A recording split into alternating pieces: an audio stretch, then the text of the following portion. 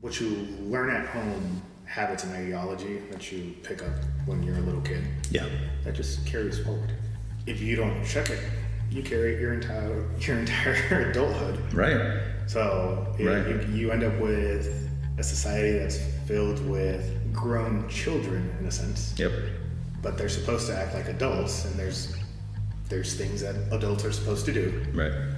They're not stable. They're not mentally stable. Right. Or they can't take anything that's challenging for them. Going to battery power. Is there a place for electric cars? Yes. Is it something everybody needs to have? Absolutely not. I think it's great for the people that live in town that don't necessarily commute anywhere. Yeah. But I just don't see it replacing a semi-truck. The amount of lithium that it takes to get the battery for that semi-truck. Yeah. And it destroys a whole ecosystem just so you could have your battery. The biggest thing is religion. Most religions have a great set of values. True. And I think that's the important part. Can you live by those values? Can you work within those values? And then you can have conversations with some other religion without necessarily, just based on values. Sure. Your belief is completely separate. Yes. But you can have a respectful conversation. Right. Not saying, hey, the Jews are correct on what they do versus the Christians versus the Catholics. No. Right. Because nobody can actually say, hey, I am correct.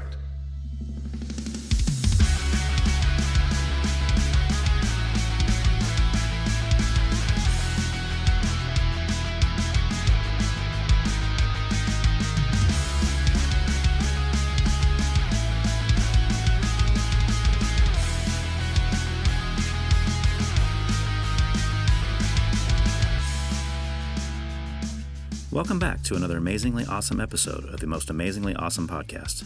That, of course, is the Why Can't We Talk About That podcast, the place where people have the freedom to have an opinion, yet also have the freedom to disagree with others' opinions.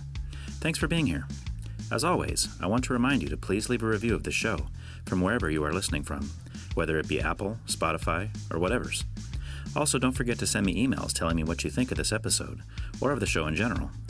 I am always looking for people that would like to be a guest, so if this is you, send me an email at whycan'twetalkaboutThat@proton.me, or reach out to me on the social medias. My guest today is Martin Ruiz, an HVAC tech who enjoys learning about real estate and creating memories with his family. Martin was recommended by a friend, and this is one of those rare times where he and I had not spoken a single word to each other prior to him coming over to record this episode. It can be a little awkward to talk with someone face-to-face and one-on-one that you literally just met 5 minutes ago, especially given some of the hot-button issues we talk about. But once we got warmed up, we had a great discussion. Martin is a good dude, and I enjoyed getting to know him, and I hope that you will enjoy our conversation. Okay. Let's just start with, I don't know you at all, so just kind of give me a little breakdown of what you do, where are you from the area? Did you grow up here?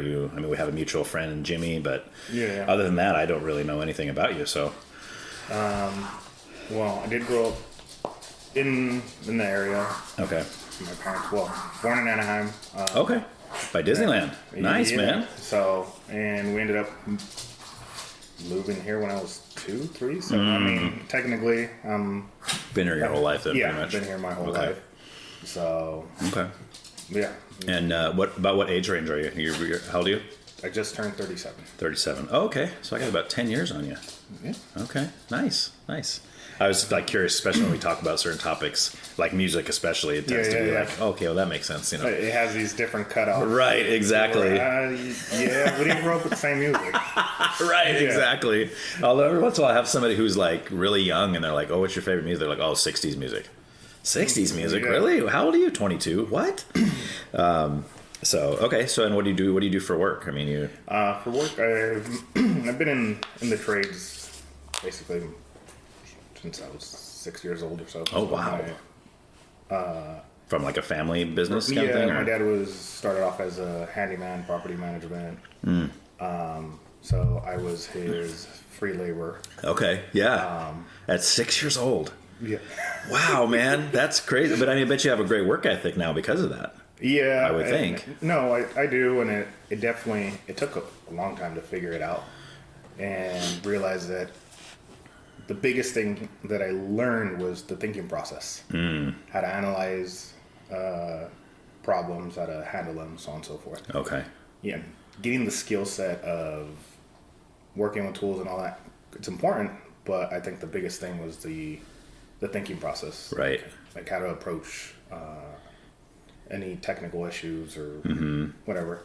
So being that I have been doing that since then, I always found it strange when I would make it to a job site. Yeah. And other guys that were my age, or usually I worked with older guys in the trades. Okay. And it's like, how do you guys not know this? Like, why are you struggling with this? Right. Probably because they didn't have the same upbringing as you. That's probably why. Yeah. It took a long time to realize that my upbringing wasn't necessarily the norm. Right. To me, it was. Right. I mean, that everybody Yeah. knows this. Yeah. So everybody was supposed to have a mix of all the trades. Okay. You know, from flooring to electrical, just anything.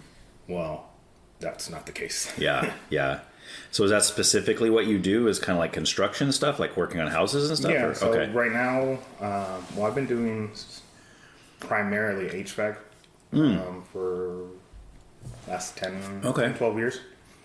But yeah, HVAC is basically what I've been doing. I worked with the school district for 11 years doing that. Oh, wow. Okay. And just earlier this year, got my contractor's license and kind of broke out. Oh, nice, man. So now you're doing your own business. Earlier this year was last year in April, actually. Okay, yeah. Yes, well, like, we're still pretty early. Yeah. It always takes me till like March or April to Yeah, remember, oh, hey, it's 2025. That's right. Yeah. Okay. So that's cool, man. That's awesome. Yeah. For you to be doing, I mean, cause that's really ultimately, I think, what everybody is hoping for, to kind of work for yourself. And, it's definitely, it's hard, but it's enjoyable. Yeah. And I'm finding more purpose in it. Okay. There's it just opened up a whole another window to newer, I guess, new information, new growth, and just being able to experience more. Okay. You know. Do you have employees under you? Like, do you have people that work for you? No, or you not just currently. You just do all yours on your own? Okay. Mm-hmm. Do you feel like that, is that overwhelming, or do you feel like, or do you, I guess you make your own schedule so you kind of decide how many jobs you're going to take on? Yeah, I don't feel like it's overwhelming. Sometimes it does feel like, hey, it would be very beneficial to have somebody.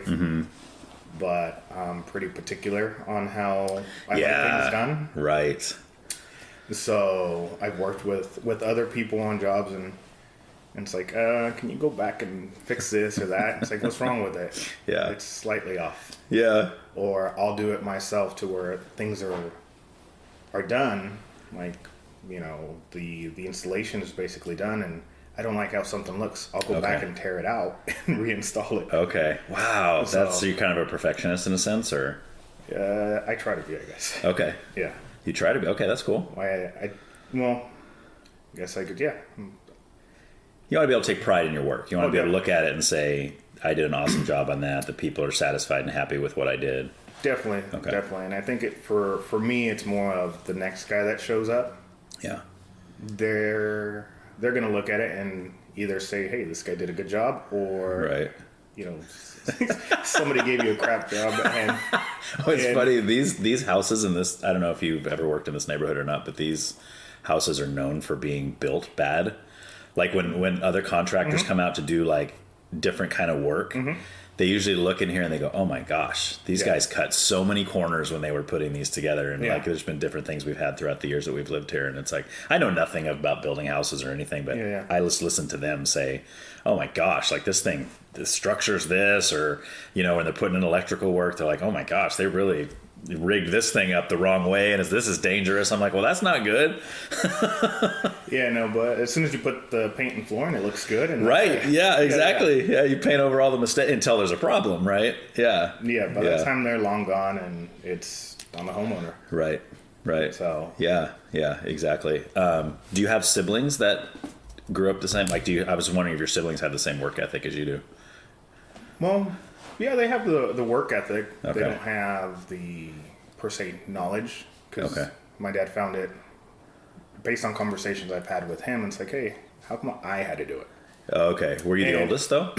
I have an older sister, and I'm the oldest out of the boys. So. Okay, gotcha. So to him, it was, well, you already knew it, so it was easy. Yeah. I was like, okay. So he didn't have to train the Oliver. my other two brothers, but they all have a great work ethic. Yeah. Still. Okay. So That's funny. He's like, he figured he already had his one son that knew how to do it, and he was doing a great job, so why mess with the rest of them? Why you know? mess with them? So, yeah. How many total siblings do you have then? It's 4 of us total. Okay. So, yeah. Okay. That's awesome. Older sister and 2 younger brothers. And then the brothers. Yeah. Okay. That's really cool. Yeah, I don't even know. I'm an only child, so for me, like that, the concept of that is like foreign. I have cousins I'm still very close to, and they were like brothers growing up and sisters growing up. But my wife comes from she's one of 6. Oh, shoot. So she comes from a big family. So when we got together and talked about, family and having kids and all that, she's like, oh, I'm gonna have a big family. I'm like, oh my gosh, I never saw myself as having a big family, but now we do have 4 kids. There you So go. even that to me is like, whoa, and they're almost all, the youngest is 14. So, and Okay. 2 of them are already adults. So we're almost out of the woods, Almost. And you sit around and wait to be grandparents? Yeah, yeah. Well, our oldest is 26. She's married, so Uh-huh. we're just waiting on that phone call, to be Yeah. like, hey, guess what?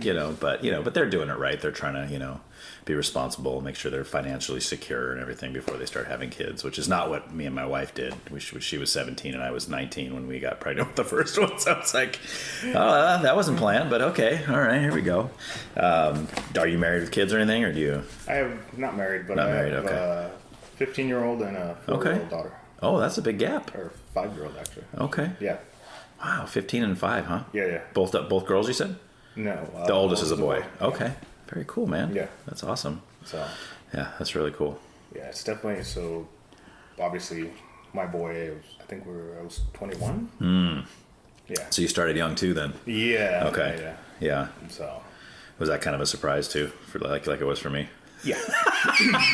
Because I was 20 when she was born. I was like, wait a minute.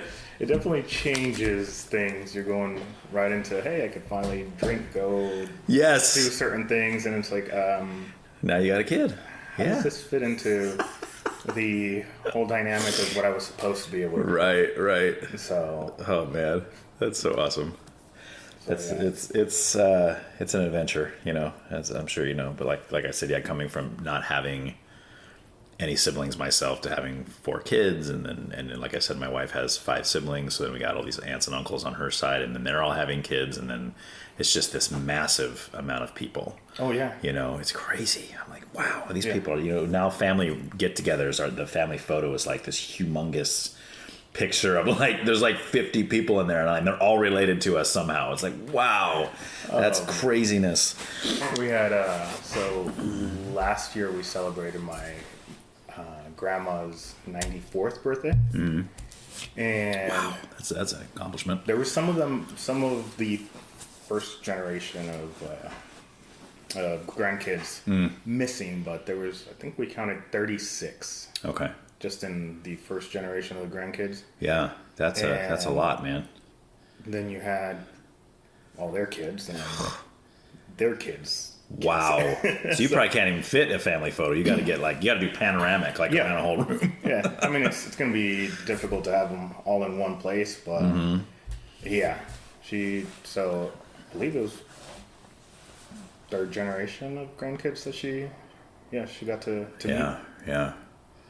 meet. Yeah. And she's 94, you said?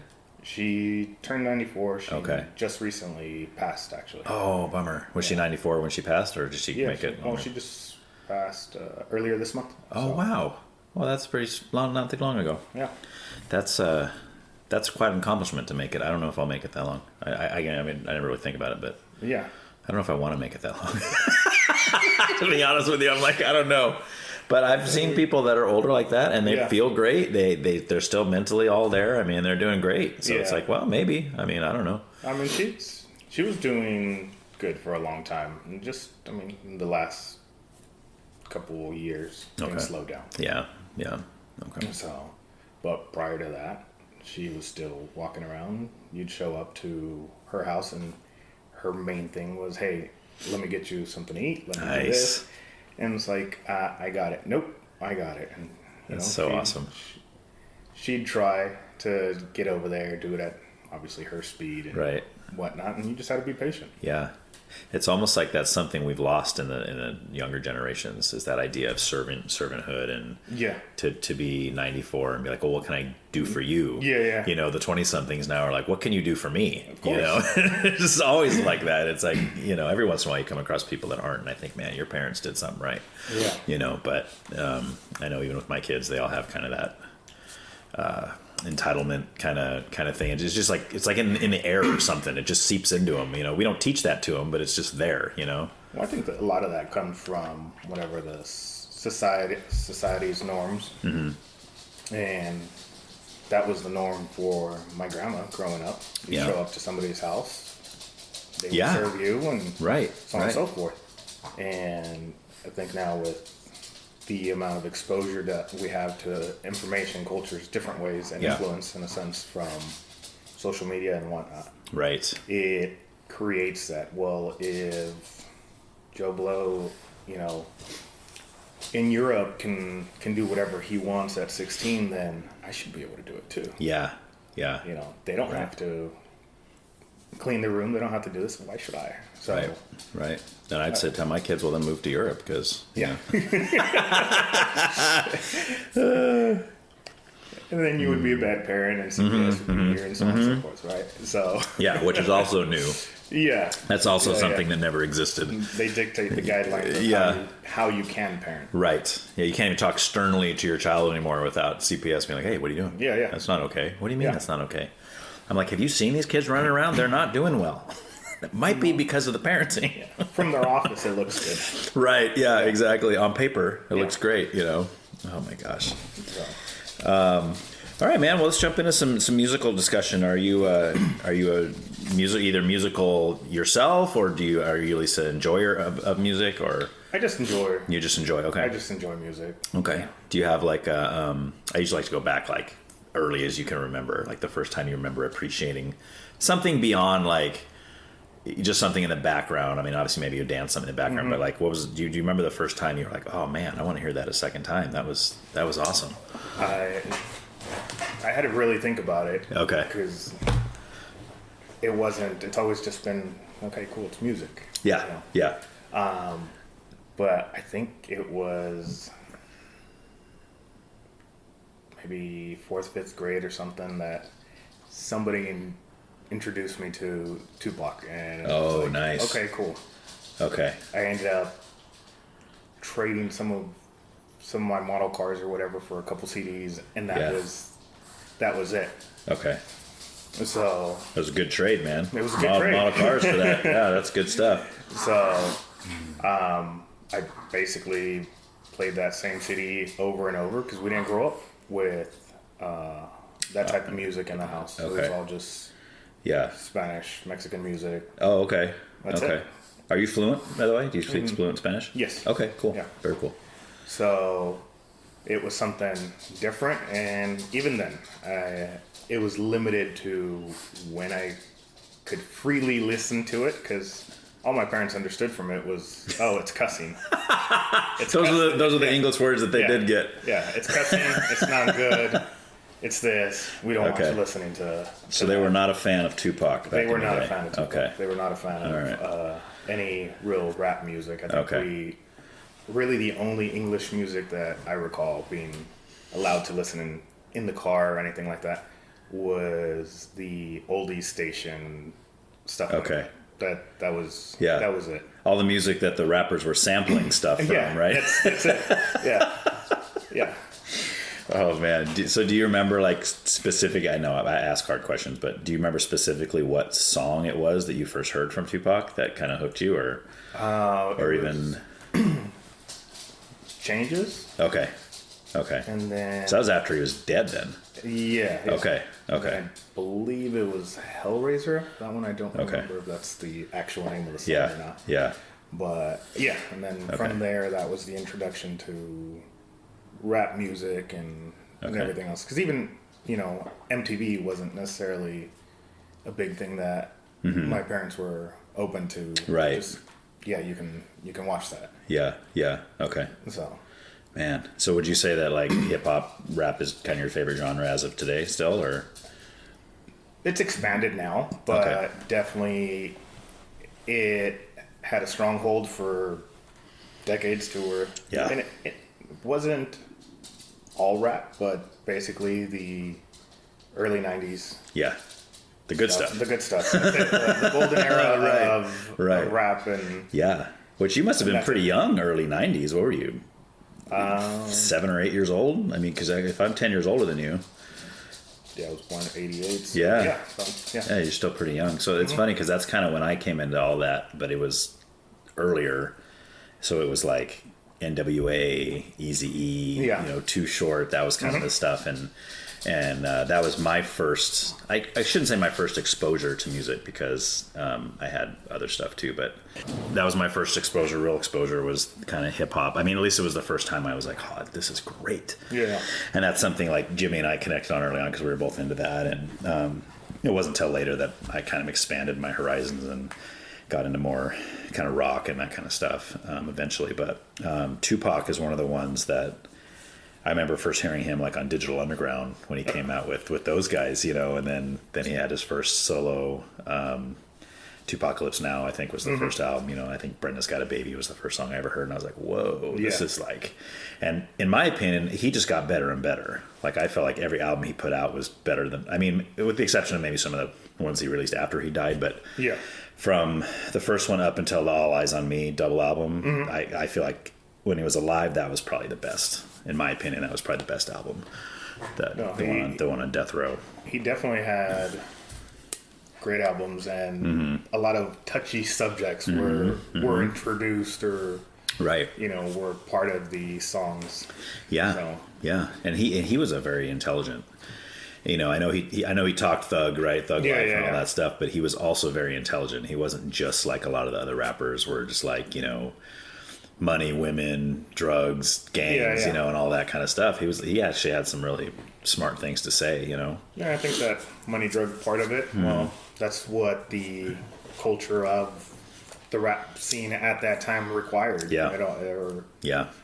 Or was really based off of. So the mix that he had of introducing, keeping with the norm, and then introducing those questionable topics that really nobody wanted to acknowledge. Right. I think that's what set him apart. Yeah. From a lot of the other rappers. I mean, he was definitely passionate about the music. Right. So. Right. Yeah. Yeah. No, I ended up, I guess, primarily was Tupac for a long time. Oh yeah. Yeah. That's like all you listen to, or what? For the most part, and okay. Again, the other early 90s rappers in a sense. So the Snoop Dogg stuff was in there. Yeah. And that carried on, I think, all the way until high school. And it then from there just kind of evolved into what at the time I think they just referred to it as underground music. So Aesop Rock, Atmosphere, Binary Star, just different. Yeah. So these are things that I've heard these names, but I've never actually listened to these people. Yeah. Yeah. In fact, I think I had somebody else on here that mentioned some of those. What kind of music is that? Is it still hip hop, or it's still hip hop? It's more underground rap, but it just wasn't the mainstream flow. Right. You had to go buy the CD if they had the CD. Yeah. Find the download and then download the music. So you were chasing the music. It wasn't like the radio was introducing you to them. Right. So. And there's almost an element of like, I don't know what the word is, but like you feel kind of cool when you have that. Yeah, it just sets you apart. Right. And you're like, oh, I got this, or even if it's somebody who is maybe kind of well known, but you have like songs by them that no one else has because they're like on some underground demo tape or something or whatever. You're like, oh, listen to this. Like, who's that? Oh, that's Tupac from back in the what? Yeah. You know, but even some of the artists that no one else has heard of, you know, I'm always intrigued by that. We were my wife and I spent our anniversary this last year in August in down in Hollywood.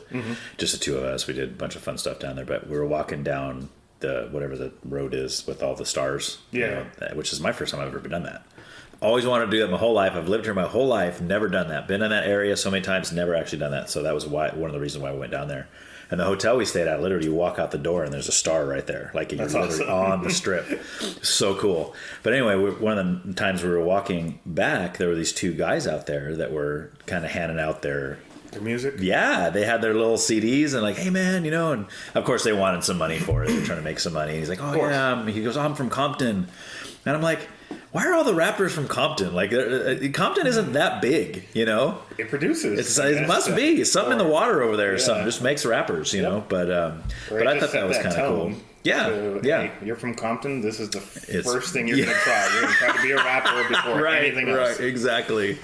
Oh, man. But yeah, I think that stuff's cool. So I brought those CDs home and I got one from each of them. And it tripped me out because usually with stuff like that, they're like, oh, it's $5 or whatever. And you give them $5. And it's like, oh, I don't have any change. I don't have any cash. Well, I didn't have any cash at all, right? Homie pulls out a thing on his phone that he can take cards.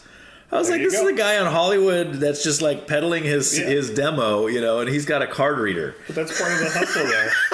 I was so impressed by that. I was like, all right, man, you got me. Yeah, you get to buy the CD and they steal your credit card information at the same time. Right, yes, exactly. And that, of course, that was the concern, right? You're like, oh, I don't know if I should be doing this. But in the moment, I was like, oh, dude, I got a lot of respect for you, man. Yeah. So I got him home listening. It was all right. It was okay, you know, but it's kind of cool to think, who else has this, you know? Like, well, yeah. Nobody I know. Because that's how most of the artists came up.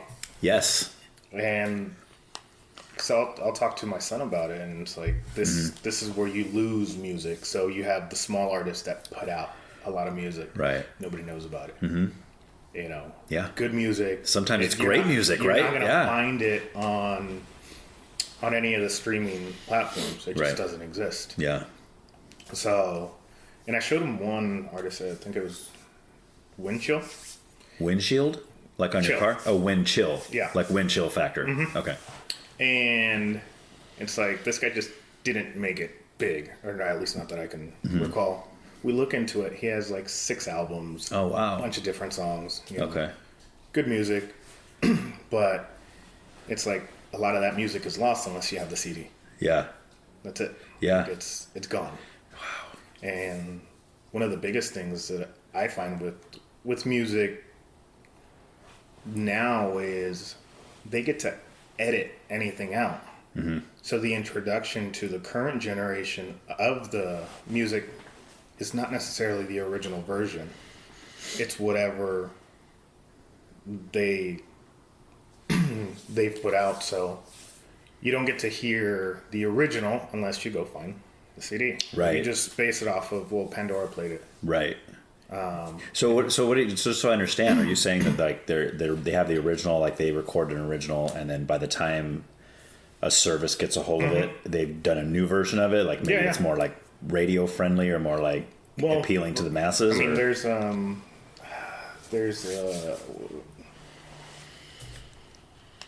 a song by Biggie, and I just can't recall the name. But the title, one of the verses is "Blow Up Like the World Trades." Well, that's gone now from. I see what you're saying. That's gone from the common version that you hear. Okay. Unless you have the original stuff, you know that verse is in there. Right. Actually, just recently, I got my son a vinyl from Nas. Oh. And dude, which album? Just a Moment. Oh, Just a Moment. Okay. So. Okay. It came with 3 different versions of the same song. Oh, wow. The clean radio version. The solo, and then the album version. Okay. Well, he's only heard the album version, and as soon as he heard the solo one, I guess. Yeah. It had a whole different verse, and he's listening to it, and then he just jumps up. Hey, that's different. It doesn't have that. And it's Right. like, cool. That version is lost. Yes. Yeah. It only exists in the CDs, the Right. albums, whatever. Or even on vinyl, which vinyl, makes it even harder to come by. Well, these days, kind of vinyl's coming back, but Yeah. So your son listens to vinyl, huh? He's got a turntable and everything, or what? Yeah, he just recently got into that. So That's really cool. That's almost like a dying kind of thing, but like I said, I know it's coming back. But I remember for a while, like nobody had that. No. People releasing stuff on vinyl was like unheard of. But now it seems like a lot of the bands and stuff are kind of repressing old stuff on vinyl versions. Oh, this has never been on vinyl. Now it is. It's like, oh, cool. I gotta go. I already have the CD, but now I gotta go drop $30 on the vinyl. Yeah. You know. So kind of more what you're saying is like back to the Biggie song is that. So he must have said that prior to 2001 because he died in what 96. Yeah. So this is a lyric not directly linked to the September 11th attacks. Yeah. But after the fact, it didn't age well. They're like, No, we can't have this in the song, you know. To where me, I would be like, well, he obviously said it before, so it's not like he was making fun of that event or anything, you know. No, definitely not making fun of the event, but I think when you listen to it today and you introduce it, it's like, oh, people won't look at when the music was released to when the event happened. They just create a direct link. That's true. Oh, he just predicted it. That's true. Or he's, poking fun at Right. it. And especially maybe some newer fans that he might get now, that some people at first might not even know he's dead. correct. They might be like, oh, this is a new guy. Just a new introduction to it. Right. So Okay. yeah, I think that's, aside from, good or great music being lost or forgotten because it just doesn't make it up to YouTube or any of the mainstream platforms. Right. I think the only way to conserve it really is having the CDs or like the tangible physical Mm-hmm. copy of something. Yeah, I mean, or I guess you could upload it your own kind of like, because we have like iTunes and that, like you have your iTunes library. Like I'm that guy still buys CDs because I'm weird. I'm like I have a huge CD collection, but I upload them all to my iTunes library. That way I can just plug my phone in and I have my entire CD collection on my phone, so I can just listen to whatever when I'm at work or whatever, So that's really, it's a nice feature to have, but I still like to have those physical copies. I don't know why that is. I guess part of me thinks, well, what if the technology blows up, or something, what if you plug a space heater into your thing and you just fry your phone, you lose everything. At least I have the tangible stuff that I can, replace it. It's interesting that even that concept of you taking your CDs, uploading them, and now you just use the digital version. Right. Old coworker of mine, he had shared when in the 70s, he would go buy the vinyl, play the vinyl, and record it over to like cassette. A cassette tape, okay. Or 8-track, maybe? No, I don't think you could record 8 tracks, probably a cassette tape, yeah. But he would do that way he wouldn't risk the vinyl being scratched or losing the sound, right. And then he can play the cassette as much as he wanted. Yeah. And that was his thing every single time. And if the cassette wears out, then you just make a new one. He just records a new one. So it's interesting that you're doing the same thing, just different equipment. Yeah, and not for the same reasons. Like I mean, but that is a good byproduct, I guess, because a lot of those CDs that I do own are probably pristine. I mean, look at the bottoms; there's probably no scratches at all. I mean, unless I get them at a thrift store, because a lot of times I get a lot of music at thrift stores and stuff, and because that's fun and it's cheap. Especially now, you can get CDs for like 50 cents. And sometimes I'll come across a gem that the thrift store doesn't even realize. Like, you don't know this is out of print. Like this, like they're selling this for like $100 online, and you just gave it to me for 50 cents. Yeah. Are you crazy? Well, that's part of the hunt there. Right, exactly. And they don't know any better. So that was just a CD that came in. Yeah. They got it for free. They made 50 cents on it. That's right. They probably never even heard of the band, and they don't realize that this is like an old, almost a demo CD of this band that's now pretty prominent, but you can't get these songs anymore. And with vinyl, for me, back in the day, back in like the 90s, late 90s probably, I used to collect a lot of vinyl, but it wasn't so much that I was a vinyl collector. It was more, Because back then, because that's punk rock's my favorite kind of music. I haven't told you that yet, but that's kind of the time I really got into that, was like mid to late 90s. Mm-hmm. And back then, all these bands, they had like a 7-inch record that they would put out that had like 3 or 4 songs on it. Yeah. And you could only get them on that record.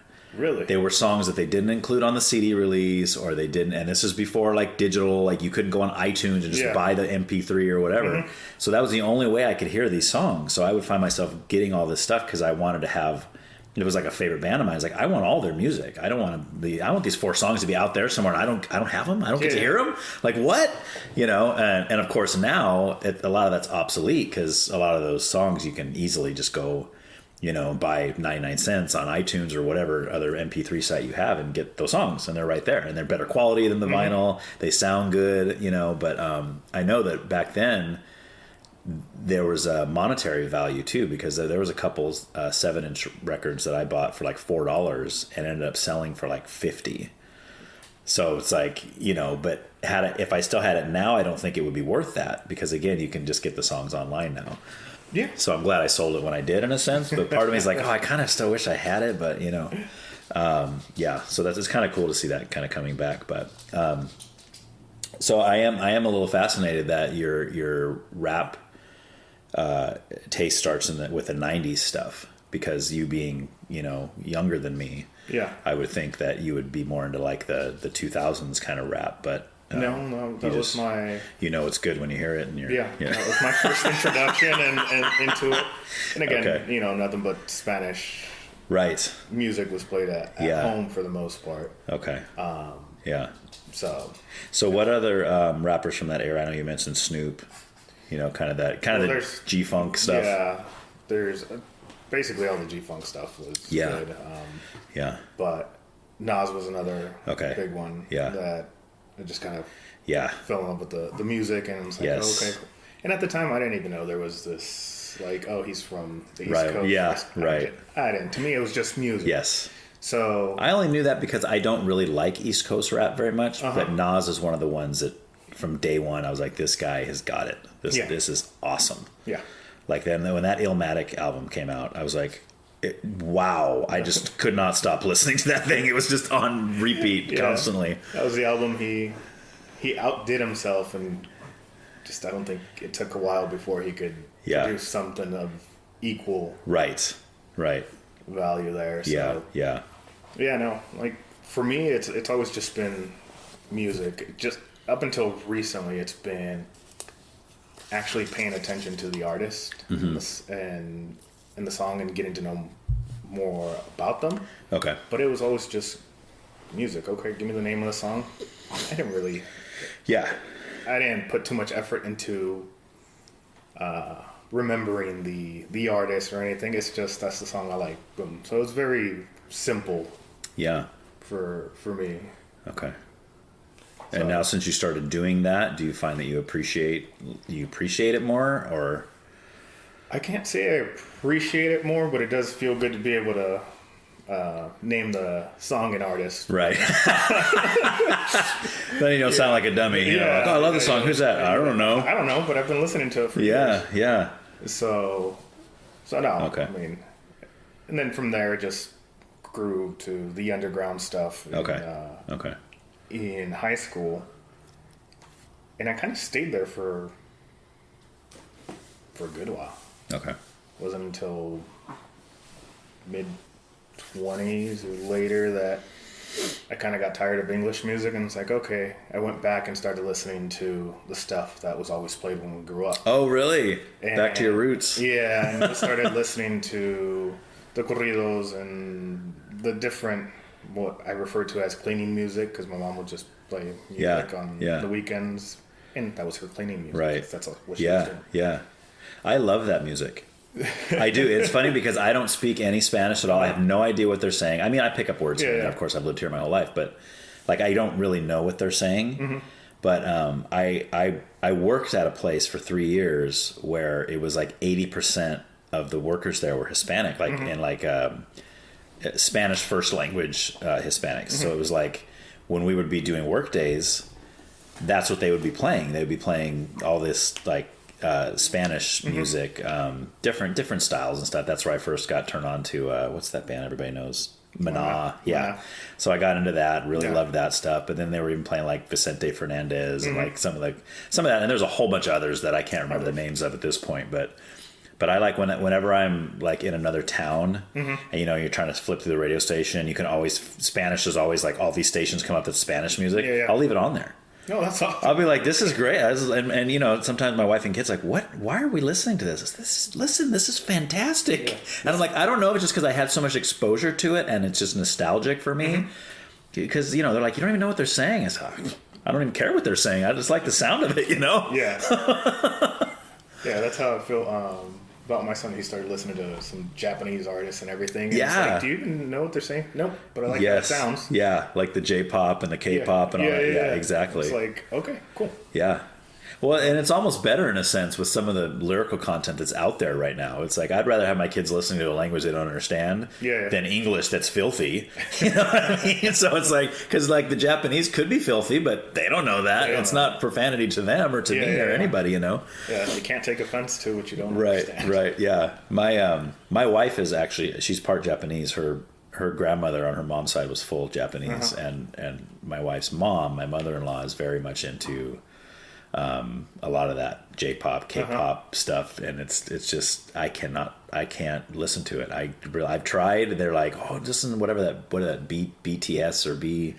There's some band that's like big and everybody knows who they are, and I tried, man. I was like, I don't know why you guys like this stuff. This is terrible, and I'm open. Like, I'll give any music any try. My musical tastes are all over the place. Like, it could be death metal, it could be hip hop, could be country, whatever, man. I mean, if it sounds good, I like it. But I just cannot get into that stuff. I don't know what the deal is. Well, I know he listens to it. Okay, but I don't necessarily. He played a little bit the other day for me, and I was like, no.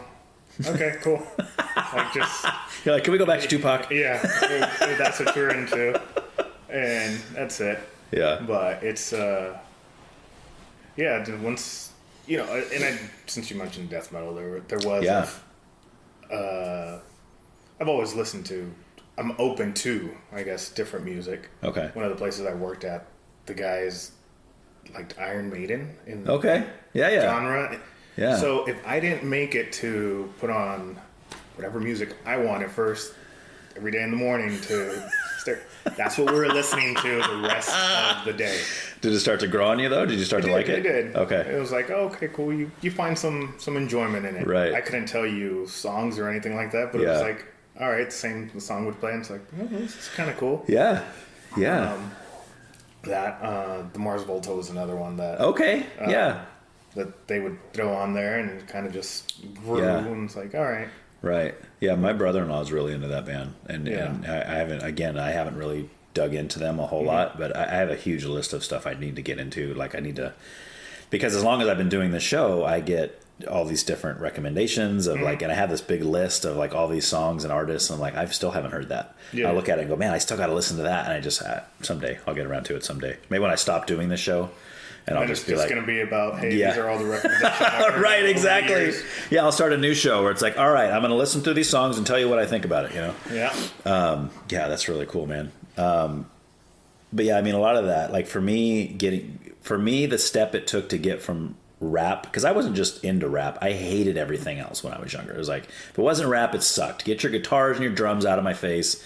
It's all about rap, and then specifically it became the West Coast rap. Okay. East Coast sucks, West Coast, with the exception of Nas. And, and a few others. Some of the Wu-Tang stuff was good, and stuff like that. Biggie had good songs, don't get me wrong.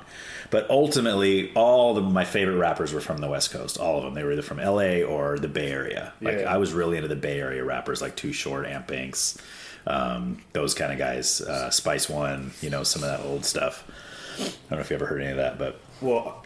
So, Living Legends, is that one? I know they came from... They came from that area, yeah. That's a little later, but... I've mentioned it to people. It's like, oh, these guys, and it's like, nope. It's like, didn't you grow up in the Bay? Yeah, but that's not who... Maybe they disowned those guys. Maybe they don't. Maybe they did. Yeah. It's like, remember Loonies? Loonies. They did. That big hit was I Got Five on it. Yes. Yeah. I was going to say One of they only the have greatest. one. Well, they had that one, and then Player Hater was the other one. But they were both off the same album, and they were both great songs. But in one of those two songs, they say they diss Too Short. They say something like, "That's why the town got rid of Short." And the whole point was at that point, I think he had moved to Atlanta or something for whatever reason. And that was a big no-no. You do not talk crap about the godfather of Oakland rap. You don't do it, Yeah. So they kind of got a lot of, and everybody's like, Loonies Who, and then like their albums that came out after that. I mean, who's ever heard of them, right? No, Nothing, it's really the only... I Got Five on it. It's the only song that I can say. It's still great too, man. And I know the beat is a sample of something else from the 70s or something, but dude, as soon as that starts, it's like, oh, this is so good. So good. And I think a big part of it is because it takes you back to that time frame. Like I was probably I must have been in high school. I think they came out like 95, 94, 95, maybe somewhere around there. So it's just the time frame. But yeah, Living Legends is another one that's kind of later. Yeah, they were a little bit later, but because I got introduced to them, Andre Nicotina and a couple other people from the Bay. Yep. Mm-hmm. I know the Mac Dre took off for a bit as a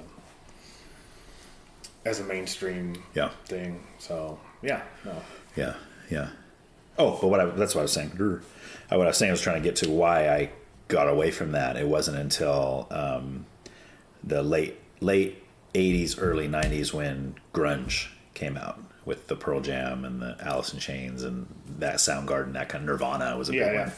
That kind of stuff was like, okay, all right, yes, only rap, but this is pretty stinking good, right? This is where it's at. And I still always kept my love of hip hop, except the new stuff, because the new stuff sucks. The new stuff does suck. It's so bad. Oh my gosh, I cannot believe I work at the library.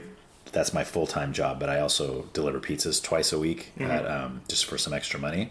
And when I'm in there, I'm working with all these younger kids, like they're in their early 20s, and they always play this stuff, and they're like, "Oh, Ryan, let me show you this. Oh, this one's good, man. I'll show you." And most of the time, 9 out of 10 times, I'm like, "This is awful.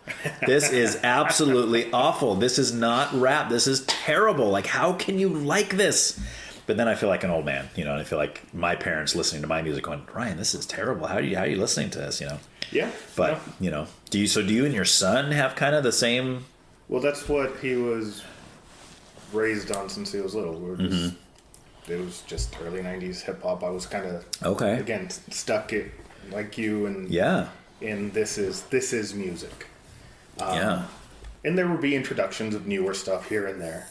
I know when he was maybe 3, 4, somewhere in there. Nas and Damian Marley came out with the collaboration. Distant Relatives, something. Yeah. So that CD played in the car forever. Okay. So he would sing along to it. I lost a couple of videos that I had of him. He was like, I was singing along. Oh, him singing? Yeah. Oh, that's a bummer you lost him. Yeah, so, but when it comes to, like he says, even, it wasn't too long ago, we had a conversation about it. He's like, I like listening to rap music, but only in the car. That's really? Huh. And it was like, cool, we'll listen to it at home here and there, but he said it just doesn't sound interesting as good. And it was like, well, after he made that comment, I just kind of put some thought into it. And it's like, well, this is the only place we would listen to music. Oh, okay. So it's like a throwback for him. I guess. Either that or you just had a great stereo system in your car and the one in the house sucked or something, maybe. Well, I mean, I didn't think about it until he had mentioned that. Mm-hmm. It's like, well, at home we wouldn't really play music on a regular basis. Yeah. But anytime we were in the car, it was music. Right. So it was interesting that he had that connection that, hey, this rap music or certain songs just sound better in the car. Yeah. I feel like in the car is the one place I can force my kids to listen to music I want to show them because they're trapped in the car. Like if we're in the house and they can do other stuff or whatever, it's like, but if we're in the car, I was like, oh, check this out. And most of the time like, Dad, this is terrible. And my kids don't tend to like, well, that's not true. My older son, my 22-year-old son, he tends to like a lot of the stuff that I've shown him now, like Linkin Park is a big one that I had showed to him, and he still loves Linkin Park, and but he also has his own tastes in music, so it's Yeah. kind of interesting. But it's funny how different, you know, our kids can be from us musically. That's why I was asking you if you and your son tend to like the same stuff, and it sounds like yes. Yeah, we have I guess a common ground. He's taken off in different routes for his musical taste and all that. Like I said, the J-pop, K-pop stuff. Yeah, that's his own thing. That's cool.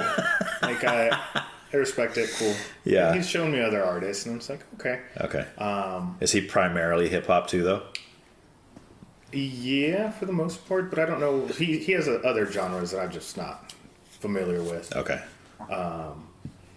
But we do have that common ground, and since I ended up going full circle and going back to listening to a lot more Spanish music, finally paying attention to Mana and other artists. Yeah. And it's like, oh, okay, and now just giving it the time of day to listen to the storyline, listen to the beats.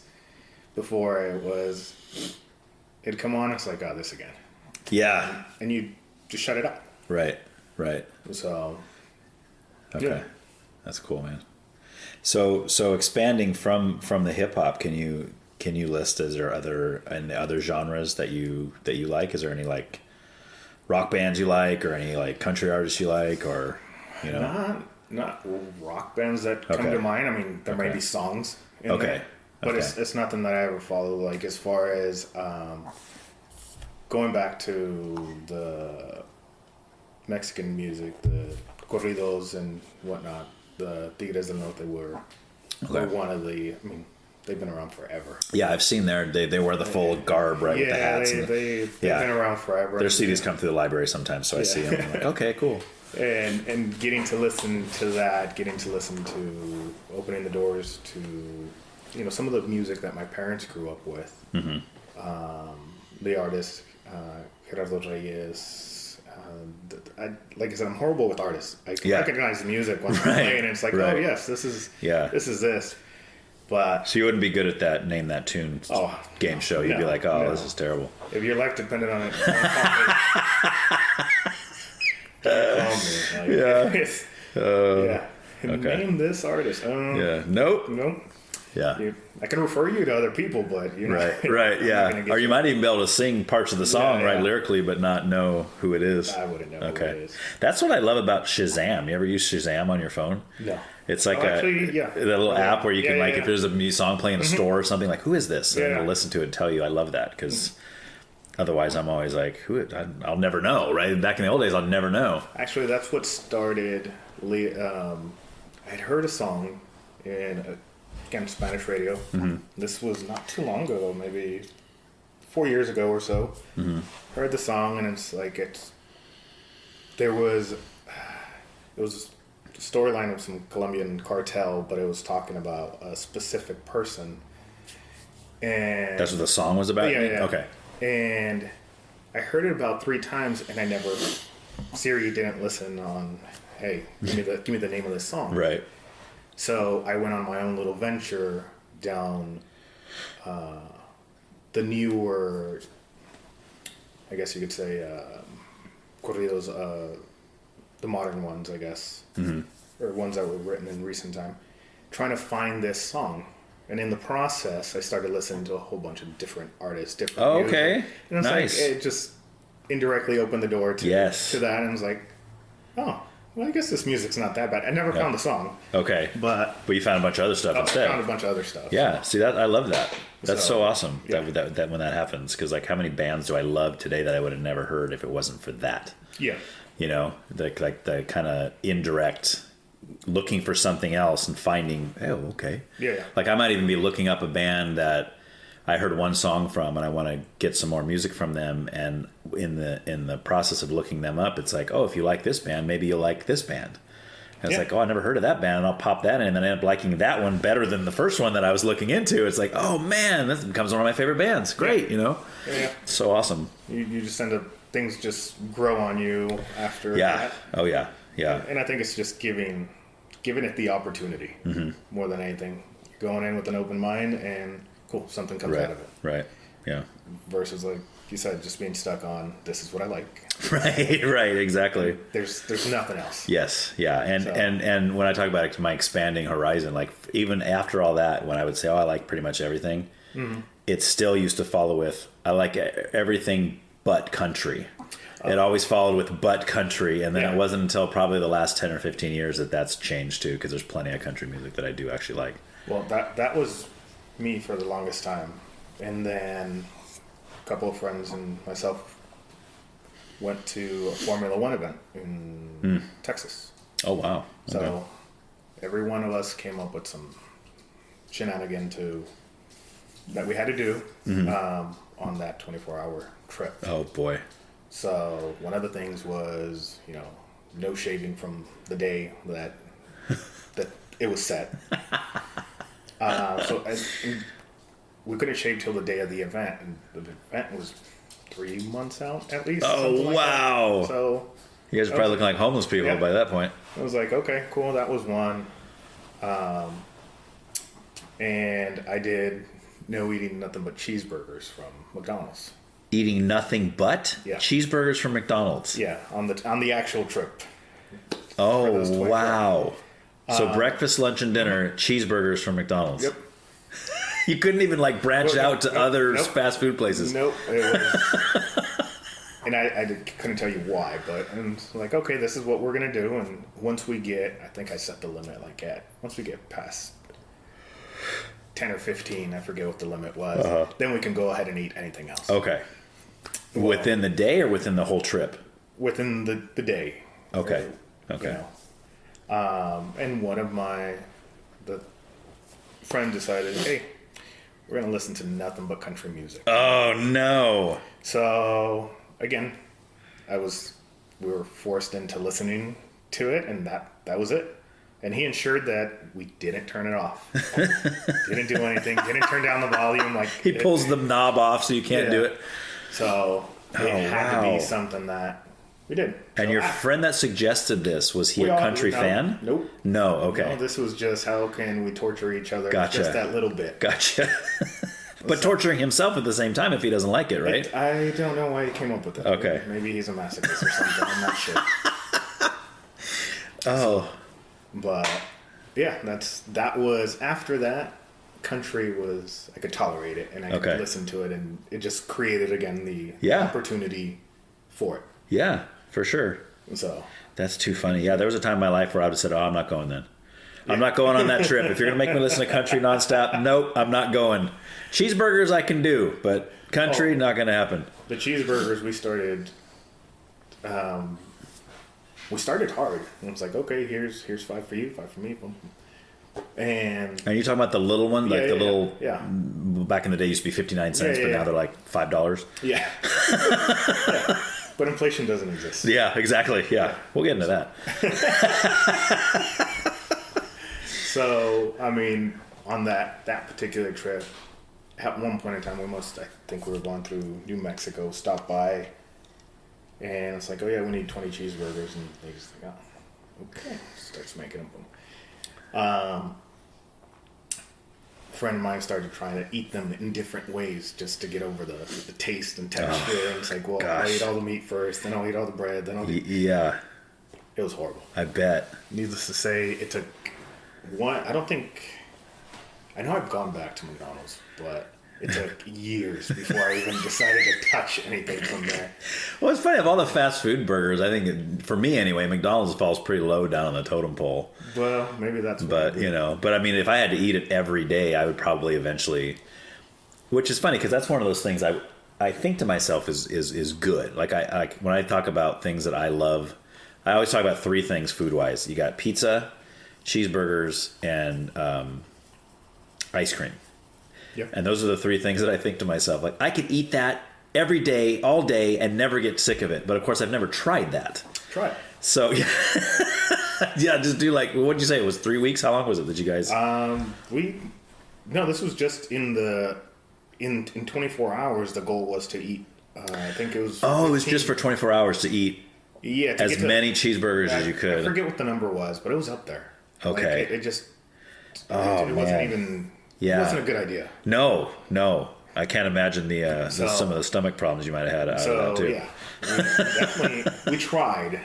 Could you switch it up at all? Like in the sense like, hey, can I get one without cheese? Can I get one with no pickles? It did switch. It started out as regular cheeseburgers. Okay. And somehow or another, none of us know why, but it switched to double cheeseburgers at one point. Why would you do that? Now you're adding even more. I don't know.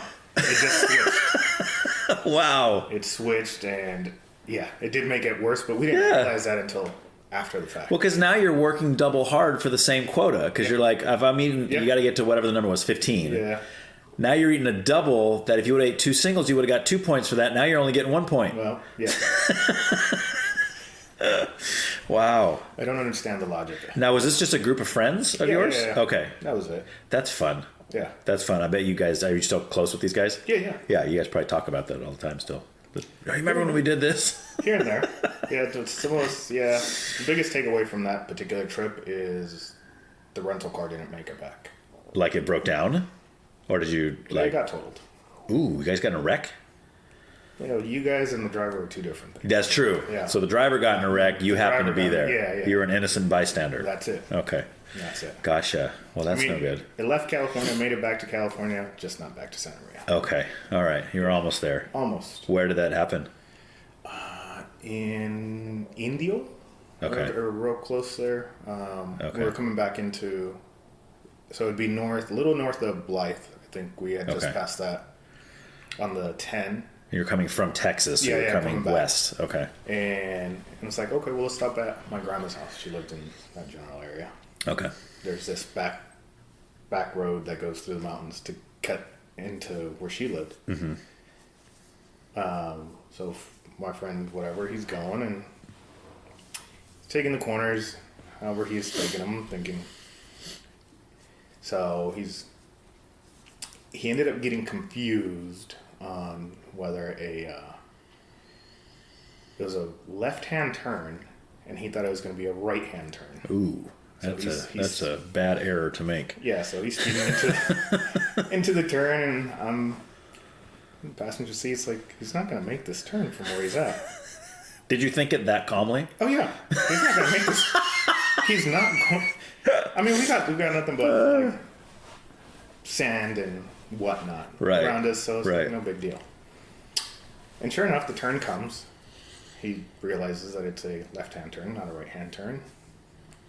At the rate of speed that he was going, he turns. The car doesn't turn. Go off-road into the dirt, and I mean, the car's still moving.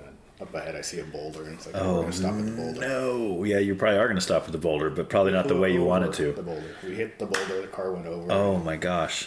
So did you guys roll it? No. Just okay. I mean, boom. Car finally stops, and he's worried. He's like, "Oh, what's that sound? What's that sound?" It's like, well, car's still on, so we must be all right. I like that logic. So turns off the car. Get out, whatever. How many people? Was it like 4 of you? It was just him and I at that Oh, okay. One of our other friends had stayed behind. So he's nervous. Mind you, he got his driver's license before we left to Texas. He had just gotten it? Yeah. Oh, no. So Oh, no. he argues the story that it was my fault as the navigator, that I didn't tell him. So, whatever. Because you were calmly thinking, he's not going to make that turn. No. Instead of, he's not going to make the turn. Okay. And it's not like I said anything. It's like, if you're in the wrong spot, you're definitely not going to make this turn. So. You probably just thought that was common sense. Like he would have figured that out on his own. Well, yeah. It's a left-hand turn. Yeah. You're on the oncoming traffic lane trying to open wide to make a right-hand turn. Yeah. You're not going to make a left-hand turn that way. Right. Yeah. So. Wowzers. Yeah, it was quite the adventure. You guys are okay? Nobody was hurt or anything? Nobody was hurt. Okay. Nobody was hurt. Well, that's good. But, I mean, again, some lady drove by, helped us out. And it's like, oh, I'll pull you guys out of there. Yeah. And she gave me a ride to my grandma's house. Get to my grandma's house, and it's like, hey, I got to go get my friend. He's out in the middle of the desert. My grandma's like, no, sit down and eat. Like, your friend can wait. Yeah, so I sat down and ate. And how good was the food? I bet it was fantastic. Oh, it's great. Yeah. Yeah. I mean, especially going after, coming from tormenting myself with cheeseburgers. Oh, yeah. It was something new. What if she was like, I just made some cheeseburgers for you? No. Even then, it would have been like, well, at least it's not McDonald's cheeseburger. Well, I can tell you that probably didn't exist in her house. No? No. What did she make? Do you remember? What was the food? I don't recall the food, Okay. but it was... Something good. Yeah. It was good. I had no issue. And she wouldn't let me leave until I ate. Okay. So he was screwed. Did she offer to bring some back to your friend? Did she offer? Yeah. She probably did, but I didn't take You're it like, with her. no. No, Or you're like, yeah, I'll take it to him, and then you eat it on the way back. Yeah, no. The logic was we're going to come back here anyways, so he can have it there. So. And this guy's still friends with you today? Yeah. Okay, that's good. Yeah. That's good. So. Yeah. Until he hears this, and he's like, wait a minute, you ate? No, he knows. Oh, he knew the story. Oh, he knows. He knows we made it back, and it's like, cool. It's like, that's your punishment for missing the turn, dude. That's it. You don't get the food. Nope. Oh my gosh, that's too funny. But, All right, well, let's just wrap up the music section with just, if you can do it, giving me the top, like a top 5. Doesn't have to be 5, can be less, could be more, but just like some of your all-time favorite from all genres or whatever. from all genres. Just in general, like what's the ones that you keep listening to, or that's just like, that's so good, The ones that Yeah, they can be ones we've already mentioned. Yeah, it's Nas, Just a Moment. Okay. That one just hasn't necessarily gone away. Okay. Gerardo Reyes, Sin Fortunas, that's my dad's favorite song, so it's just kind of grown on. And now, since I don't do the accent, are you saying Gerardo Reyes? Mm-hmm. Is that different than Gerardo? You remember Gerardo? Well, I don't. He did that Rico Suave. Yeah, so it's different. Different guy. It's Okay, different. you're like, Yeah. no, dude. This The guy's music from, I'm talking about the is good. 60s. This Okay. guy's from, Oh, I okay. wanna He's say- old school. Okay. I want to say it's 60s. Might be earlier than that. Okay. But again, the storyline of that song is great. Okay. So Okay. Besides that one Nas song, do you got are there any other songs you really like by him, or can you just By titles him? hard? Yeah, his titles are hard to come up with. yeah, no. Like I said, it went years of just listening to just the music and not Okay. paying attention to it. Right. So just in recent time, it's been trying to get back into Yeah. seeing what it is. So yeah, I'm horrible. So, Well, most just a people are, just so you know. Work in progress. Yeah, most people aren't able to come up with that off the top of the head. Yeah. It's because it's much easier when they're, I mean, plus you're sitting here, you got a microphone, I mean, it's just kind of nerving, but when you're just kind of on your phone, you can be like, oh, look up Wikipedia, Yeah. look up this guy, oh, that song, or whatever. So, all right, well, let's just kind of, I mean, politics can be any number of things. There's obviously the governmental side of politics. We just had an election just take place. We got a new guy coming in. Well, new old guy coming in. New old guy coming in. But then there's also, they're all, Yeah. it's so bad. Why are these the people that we keep having? Why? There are so many, I mean, you only have to be 35 years old to run for president. Yep. Why don't we have a 40 or 45-year-old brilliant guy running? Yeah. Well, because then their pockets dry up, Yes. and that's it. Right. Yeah. That's it. Exactly. You- Yeah. Even if you look at what I know it was a big story, the house that Newsom just recently purchased. Oh yeah. I forget, it was in the millions. Oh yeah. Oh, at least. It was a ridiculous number, and I just don't recall the number, but they were doing the breakdown of it. And with Newsom's $250,000 annual salary, so on and so forth, Yeah. the monthly mortgage for this particular house was in the mid 40s to 50. So it's like, how do you afford that? How is it that politicians are great businessmen and great investors, and they get every single politician gets it right? That's right. Well, they're great because they're taking all our money and they're using that to buy their homes. See. Well, yeah,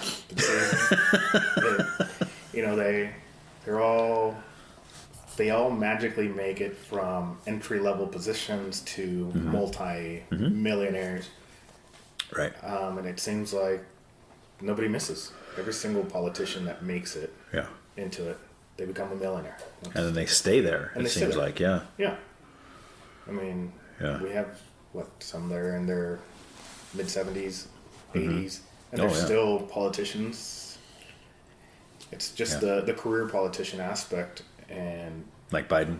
like Biden, Yeah. for example. Yeah, that's and he's maybe at one point he was in touch with what the day-to-day American life was. Yeah.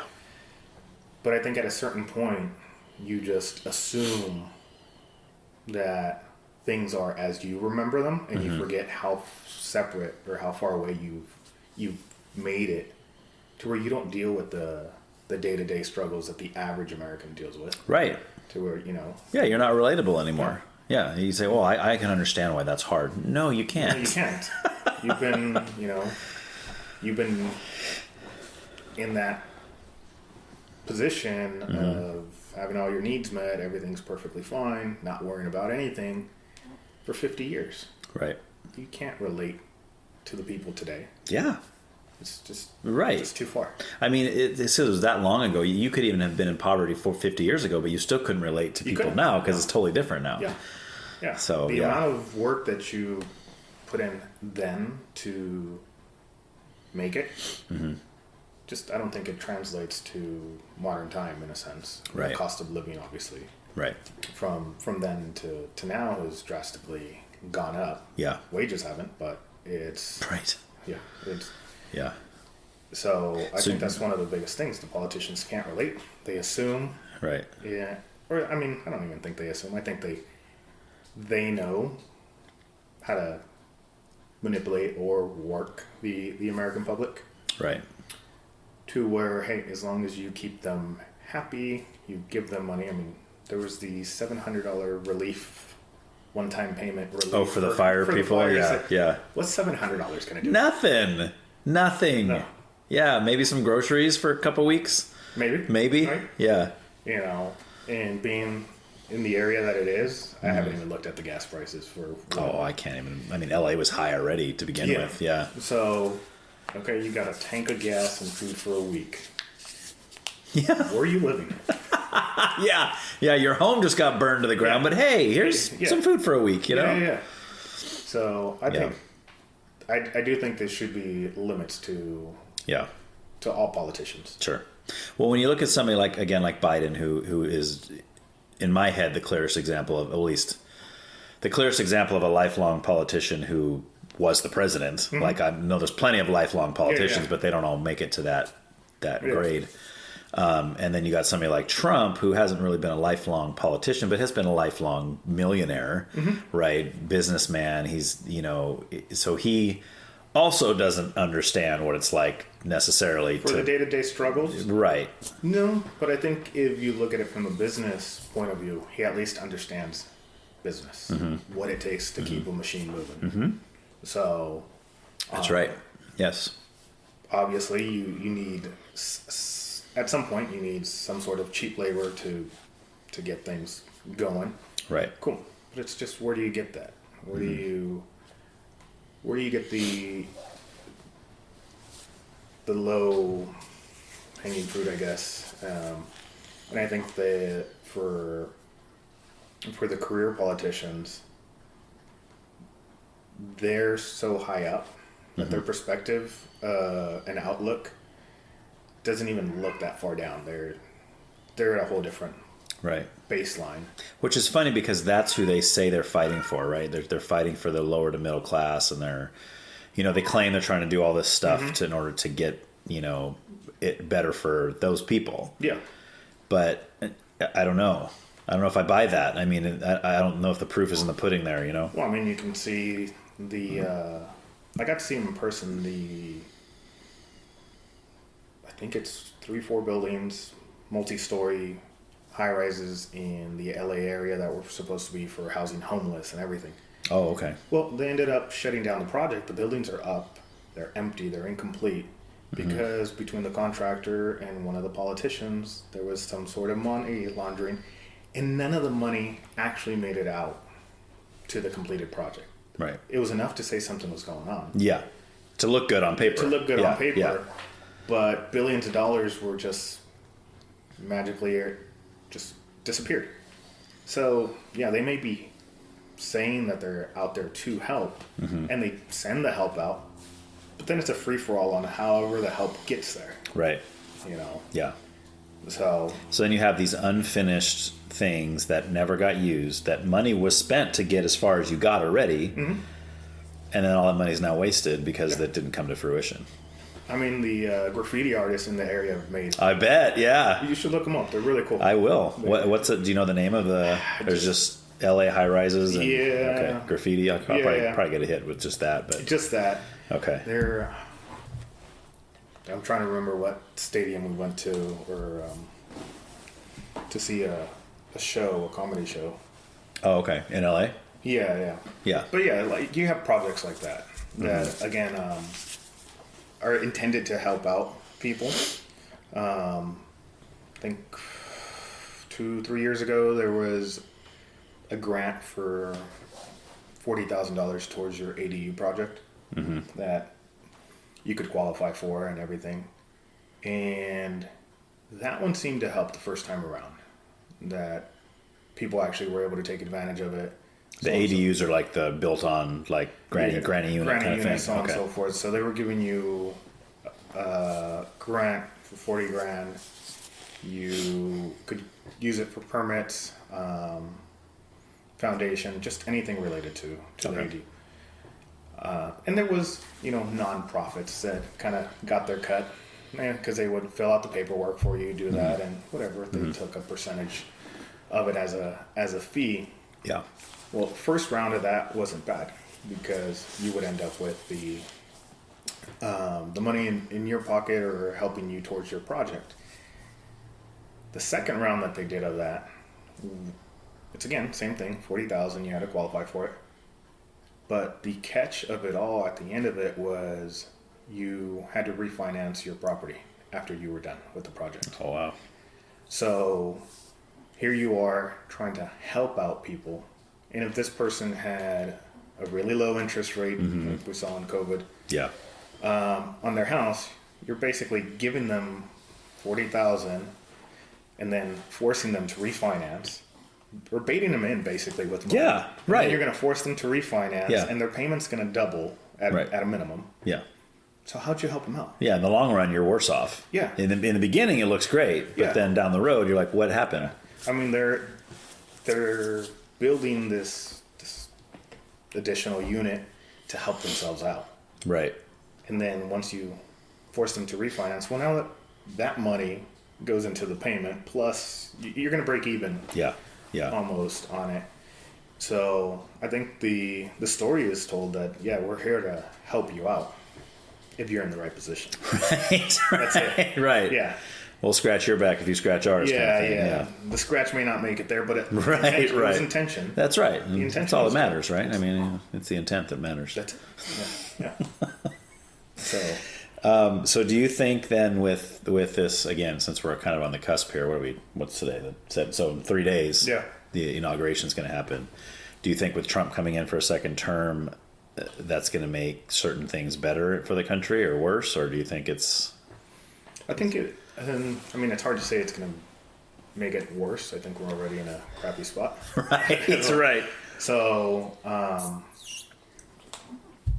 as far as making the overall country better, I can't say that it will, but I do think it gives people a sense of comfort, and more money will flow through the economy. Right. Because even just with the simple announcement that he had won, on the real estate side, all of a sudden things were moving. The crypto, all of a sudden crypto was stocks were go. Yeah, it was all. And all they did was announce that he won. Right. Not that he was already in. Yes. So as things get closer, I see things going up. Yeah. And which is good. The only problem is when he leaves and things are up. Yeah. If the next guy fumbles the ball, we're gonna see a big dip. See, and that's the issue with the growth there. Well, that's the issue with the two-party thing that we keep seeing. Like you you get one guy in there, and let's say he's a conservative, a Republican, and let's say he's in there his full 8 terms, 8 years. Yeah. So you have 8 years of him doing all these things, and the conservative Republicans are, yeah, this is exactly what we wanted. This is our country. And all the left people on the left are like, this sucks. Screw this guy. Hope he dies. And then 8 years later, we swap. Yeah. And then the Democratic guy gets in there, and he undoes everything that the Republican guy did 8 years before. And then now the Democrats are cheering him on, and the Republicans are all ticked off. And we just keep going back and forth and back and forth and back and forth. That's why part of me is like, what if we just like, and I know people hate this idea, what if we just split the country down the middle?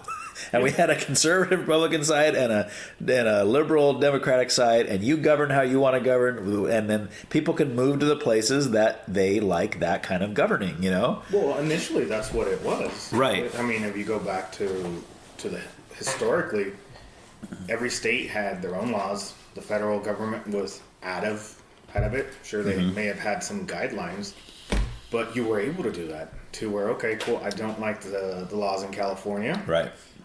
I'm going to go, whatever, a lot of people went to Texas. I'm going to go to Texas, but still there's federal law that carries over. That wasn't the case, 150 years ago. Right. So, yeah, I mean, dividing the country might help out. Right. It's just, where do you go, horizontally or vertically? Yeah, Like, I mean, where's the divide? See, that would be a good question, right? To really talk about that, because you have certain places where the weather's nicer. I mean, like where we live, it's beautiful. Central Coast is like the weather's always nice, and you got the beaches and all that stuff. But I mean, who wants to get stuck with like Montana or something where it's like 40 below in the winter? Well, I'll pass. Yeah, right. So of course, depending on which side you fall on, we're going to be like, all right, since I'm right leaning, I would be like, all right, right leaners we get all these states that are really nice. We'll give places like Montana to the left, Or just do a checkerboard pattern. That way, you don't have to go too far to find a state. That's true. That fits your needs. Yeah, and just kind of stagger it. You mean across the Yeah. And there could be like a draw. Like you could say, okay, we're going to put all 50 states in the hat, and then we'll just draw one for the Republicans, one for the Democrats, one for the Republicans, see where we get. Yeah. But they'd still manage to cheat on it too. they would. They would, and you get whoever got Hawaii be happy, and whoever got Alaska be ticked. And be like, what is this? Yeah. This is terrible. But yeah. No, I think I think we'll see. The next 4 years will be good. It's just who's going to take over. Yeah. Because I mean, we already saw this cycle when Trump was previously in office. We were doing well, and then hey, the new guy comes in and it just doesn't. Well, I guess the hope is, and when I look at Trump, and let me say off the bat, I'm not a Trump fan, but I think what he does for the country is beneficial to me personally. So that's the way I look at things like that. But I look at who he's already saying he's going to put in his cabinet, who he's already appointing to some of these positions. And just on, again, nothing's happened yet, so I don't know. I can't say if the proof's in the pudding, but just looking at that, I'm thinking to myself, these next 4 years are going to be some of the best 4 years America has seen in I don't know how long. Yeah. So I think the hope is that even some of these people on the left that are crying foul and, oh, this guy's a Nazi and he's a racist this and I hate him and all this kind of stuff, that after 4 years, they're going to be able to see such a drastic contrast between their own personal life and the way they live under Biden versus under Trump, where they're like, oh, wait, it's $1.50 for gas? I can actually afford groceries now? And they're going to see stuff like that and go, you know what? Yeah, Trump's this, and I don't really like him, but I could do this for another 4 years. Yeah. So I'm hoping that would come into play at the next election cycle, where like we don't want somebody like Biden. Yeah. Because we lived 4 years of that, and then we lived 4 years of Trump. Yeah, maybe we don't want Trump again, but we want somebody that at least holds some of the same values, right, and policies, right? So. And I think as good as that, what you just described sounds, you'll still have people that won't see it that way. Right. Yeah, their life improved, things are better, but it's not because of him. Right. Oh, I know. I've had him on the show before. It's not because of him. It's climate change improved the situation. Yes. And that's what it was. Right. It's some other off the wall idea. Yeah.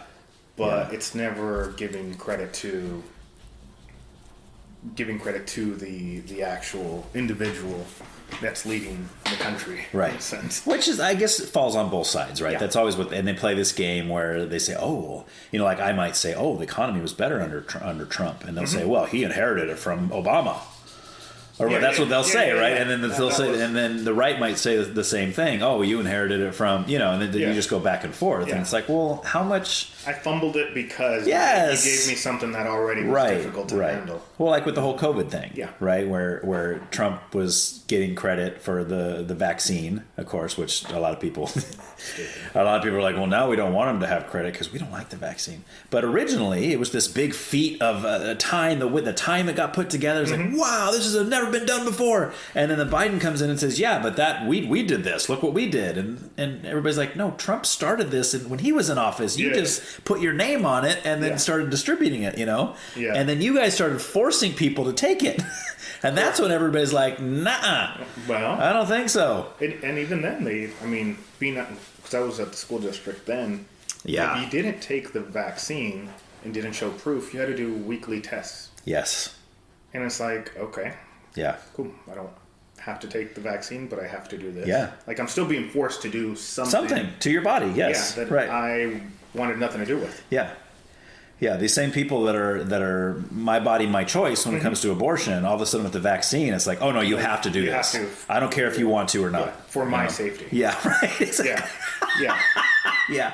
That was, dude, that whole time really revealed some of the most screwball like stuff I think I've ever seen. Yeah, but I think there was so much fear there. That In the beginning, nobody yes. was really making sense of anything. Right.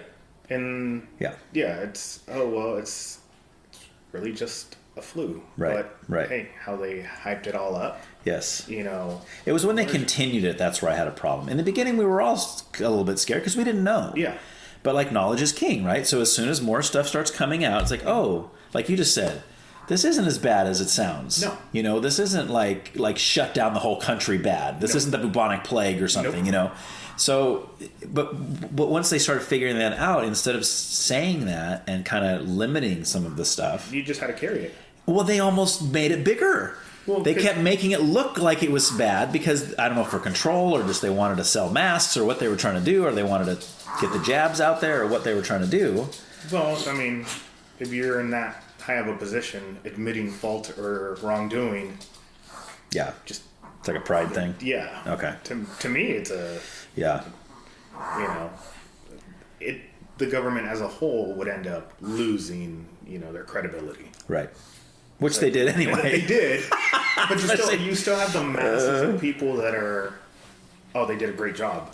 They were really helping us out, and it's like They're delusional. These people are delusional. I don't How did they get help it. you out financially? Cool. Yeah. Maybe they gave you Right. those couple free checks Yeah. or whatnot. Yeah. That weren't really free, but They must think that they helped them out by literally saving their lives because I've met people like this. These are the people that still drive around to this day in their cars by themselves wearing a mask because they actually think that that's doing something. Or these are the people that are still getting double boosted and triple boosted and all this stuff because they actually think that that is what saved the country. They really believe that there would be billions of people dead at this point if it wasn't for that vaccine. Everybody be dead from COVID. We'd all would have died. They really believe that. And I'm like, dude, How? That's what I'm saying. There's like this delusion. And I'll give it that's a very small percentage of people. yeah. But they're out there, They and exist. it's crazy to me.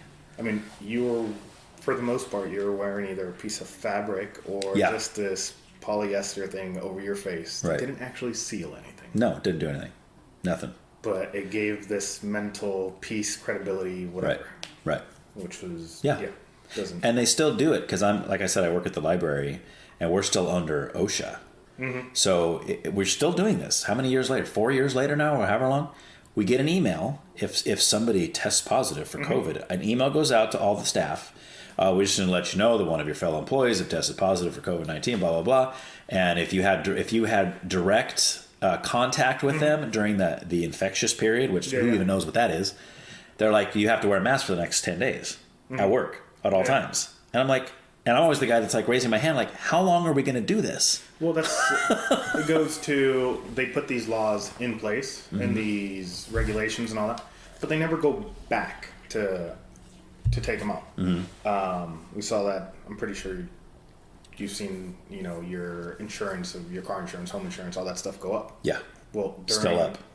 During COVID, California put a stay on it to where they couldn't raise the rates gradually, they would year after year. Right. That didn't get removed until sometime last year, if I remember correctly. So that's why a lot of insurance companies ended up leaving the state. Yeah. So with that, you know what? Yeah, it may have been removed last year or before, but either way, after COVID was declared over, nobody went back and took that off. So now, all at once, insurance companies are trying to catch up with what their rates should be to the new cost of products, services, all that. Right. And the people that they were trying to so-called help out by freezing the rates in the first place are now getting hit the hardest by seeing, 20% increases in their insurance rates and more to come. Right. And so goes back to the politicians that are out of touch with what it is that they're actually helping. So since most of us kind of know that, right? We know that the politicians are looking out for themselves and they don't care if they screw us over in any way. Ultimately, how do we stop that? How do we fix that? It sounds like we need to tear the whole system down and start over. But even then, you're still going to have corrupt men involved in the whole situation. You do. I don't think there's a complete just remove everybody and replace them. Mm-hmm. But I do think terms need to be again established to where at least there's an end to, unfortunately, how good you are or how bad you are. Yeah. You don't have to just live with it. How many years we've been living with Newsom. Yeah. Something bad happens, cool. He steps outside, justifies his actions, and people buy it. Cool. Yeah. Which I don't understand. So it's I think everything needs, not everything, but at least in the field of politicians or political figures, there does need to be a term for it, because ideas and what society deems as good today wasn't the same thing 10 years ago. Right. So if you have these cycles to where you're switching people out in between, cool, fresh new ideas, new points of views are coming in. Yeah. So that'll keep, in my mind, that keeps everything at least relative to what's actually going on with with the American public for the most part. Mm-hmm. For basically the middle class and below. And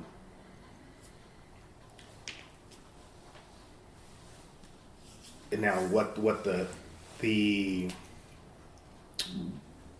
term rate should be? Is it a 5-year thing? Is it a 10-year thing? Right. Who knows? Yeah. But I think as long as that's in place, you wouldn't have these people that have 50 years as career politicians. Right. Yes. That have been making millions. Right. Because of their position, not because of who they are or what they know. It's just or how good they've done for the country, or it's just and then you get these unaccountable. So I would say, what if you did every 6 months? Let's think you're a politician, right? Mm-hmm. And every 6 months a vote is going to come up, and they can decide to either let you stay on another 6 months or get rid of you for somebody else. Now, if you knew that, you're going to have the interests of the people and the voters a little more in mind. That's right. True. I think if you're no, I can be here as long as forever now. I got my foot in the door. I got tenure. I'm here. I can do whatever I want. You can't do anything to me. It's that kind of attitude where the politicians are I'll just do whatever's good for me. But I feel like if it was a little more like these probationary periods almost, where it would be more. I would be a little more cautious if it was me. I'd be like, well, shoot, I better not do anything to tick the people off because I could be out of here in 6 months. I think if you applied that rule overall to basically any government agency, you would have people taking a little bit more pride in what it is that they were doing, because now their livelihood is at stake. Absolutely. To where it's not, hey, I'm protected by the union. I'm guaranteed. I'm here. I can do whatever. Well, that's what I mean. Like when we have, I know you work for yourself, but I'm sure you've worked in places before that where the people that have tenure sometimes are the ones that just do whatever they want, because they know you're going to have to do a lot to get rid of me at this point. But the guy that's in there on probationary, his first 6 months, he's like, he's okay. It's the dress code. All right, am I dressed the right way? I make sure I don't say all the wrong things. He's like very concerned about it because he knows he can be gone just like that. And they don't have to give him a reason. We don't like your face. You're gone after 6 months. You know. Yeah, I had an experience there at the district, because that's how it was. Yeah. Basically, first day I showed up, first day on the job, it's, hey, as long as you show up on time and do some of your work, they can't get rid of you. Right. Okay. Show up on time, do some more. And that's it. There was some guys that didn't do anything. Yeah. Other guys that would try to avoid work and invest more time in avoiding the work than it would take to do the work. That's terrible. And oh man. And again, I had one member of management that took advantage of just that. One of the guys was on probation. I got along with him pretty well. Okay. And this member of management was pressing him. It's like, hey, well, look, you can't do things with Martin because X, Y, and Z, and you're still on probation. It's like, oh, okay. So that guy I wasn't good at biting my tongue, but he came and he asked me, he's like, hey, I need to make it through. I need to do this. Yeah. So do me a favor, bite your tongue for the next 3 months. Like, until you get the clearance. Until he got the clearance, he's like, after I'm in, you do whatever you want. Yeah. I was like, okay, cool. Isn't that funny? But hey, if that manager knew that, maybe the employees that he supervised were going to give him his work review, I guarantee you his attitude would change, his position on how he dealt with the guys there. It would have changed completely, because now his job's on the line on a 6-month annual basis based on his peer review. Right. So I think that would motivate a lot of people to really take more pride in that. If that was something that existed here, I think as a whole, society would take a lot more pride in what they did. Right. And how. Right. I think you would lose a lot of this entitlement idea that we're kind of in, that I guess you could say, the newer generations are taken up. That would slowly fade away. Right. Right. Now it's not entitlement; it's pride in what you do and what you offer, and what you could bring. Right. Except these 20-somethings, and again, I'm not using the blanket statement to say they're all like this, but just as a general statement, they would see that, and if someone got rid of them for that, they would find some way to make it the employer's fault. Right? They wouldn't take responsibility and say, oh, maybe I could have done a better job. Maybe I lost my job, or I didn't make it past probation because I wasn't a good employee. They'll never say that. Well, this guy was just a jerk. He's such a jerk, and he did this, and there's for no reason. For no reason. I hear this all the time. It was for no reason. I'm like, I'm sorry, it was not for no reason. It might be for a reason you disagree with, but that doesn't mean it's for no reason, So. Well, and I think that's the lack of responsibility and kind of the victim mentality approach. Yes, exactly. So, poor me, I can't do anything because all these people are against me. And it's like, no. You have choices to make. You're choosing to make certain choices that don't necessarily move you forward or in the direction that you would like to see yourself in. Right. You can't move to a new position and still keep all your same habits and not grow in any particular way. Like something's got to give. There has to be some sort of change in you, in your skill set, in the value you bring, whatever, to move forward. Yes. And I think that's just lost. The system is kind of set up to where, or at least with my experience in working with government agencies and all that, it is just that. As long as you show up, you spend time there, cool. You're going to move forward. Mm-hmm. You grease the right palms, and and you're going to move even higher up the chain, regardless of what you know. Right. Yeah. Whether you have the skill set. Yeah. There's this. I don't know if you ever listen to. I don't know if you listen to any like conservative commentators, but Ben Shapiro. You ever heard Ben Shapiro? Oh yeah. So he's always talking about how this country is set up in the way. I think he usually does this when he's responding to claims of like systemic racism and things like that, right? Where certain people just can't seem to make the And he says, look, the country is pretty much set up to where if you do, I don't remember how many things, like 4 or 5 things. If you do these 5 things, you will succeed. And it's like graduate high school. Okay. Don't become a father out of wedlock, right? Yeah, like I've be heard that one. and there, what's the other ones? Basically get an entry level position anywhere. And try your hardest, work your hardest, and you will move up, right? Like it is designed that way. And that's why you have these whole conversations about a living wage and a living wage, and these 20-year-olds want to make a living wage when they just started their job yesterday. Yeah. No, you shouldn't make a living wage at an entry-level position. That's why it's an entry-level position. But you get in there and you show them you're a great worker. You show them you want to learn, you want to move up. And maybe 2, 3, 4 years down the line, you can make a living wage. Yeah. But that's, that's what that's there for, And I think just simply with that, it's they don't want anything to change, right? They want to be independent we just moved out of mom's or our parents' house, right? Mom and dad's, and we want to keep the same lifestyle that mom and dad provided us. Right. So instead of us changing our lifestyle, society needs to just pay us more so we can carry that same lifestyle. Yeah. Well, like I said, it doesn't work. I mean, right. With the wages that are out there, cool. Is it going to, if you want to go out on your own, is it going to require that you have roommates or that you share or that you don't, get to have 2, 3 cars? Right. In your 20s. It's supposed to be hard at that age. You might have to work 2 or 3 jobs. But you have the energy, time to do it. And the lack of responsibility. Right. In a sense, you're only responsible for yourself. Yes. Put in the work. You got nothing else necessarily that's going to benefit you more directly than simply putting in the work. But then there's less time for video games. That's true. That's true. How are you supposed to make a name for yourself, make a living, and play video games 10 hours a day?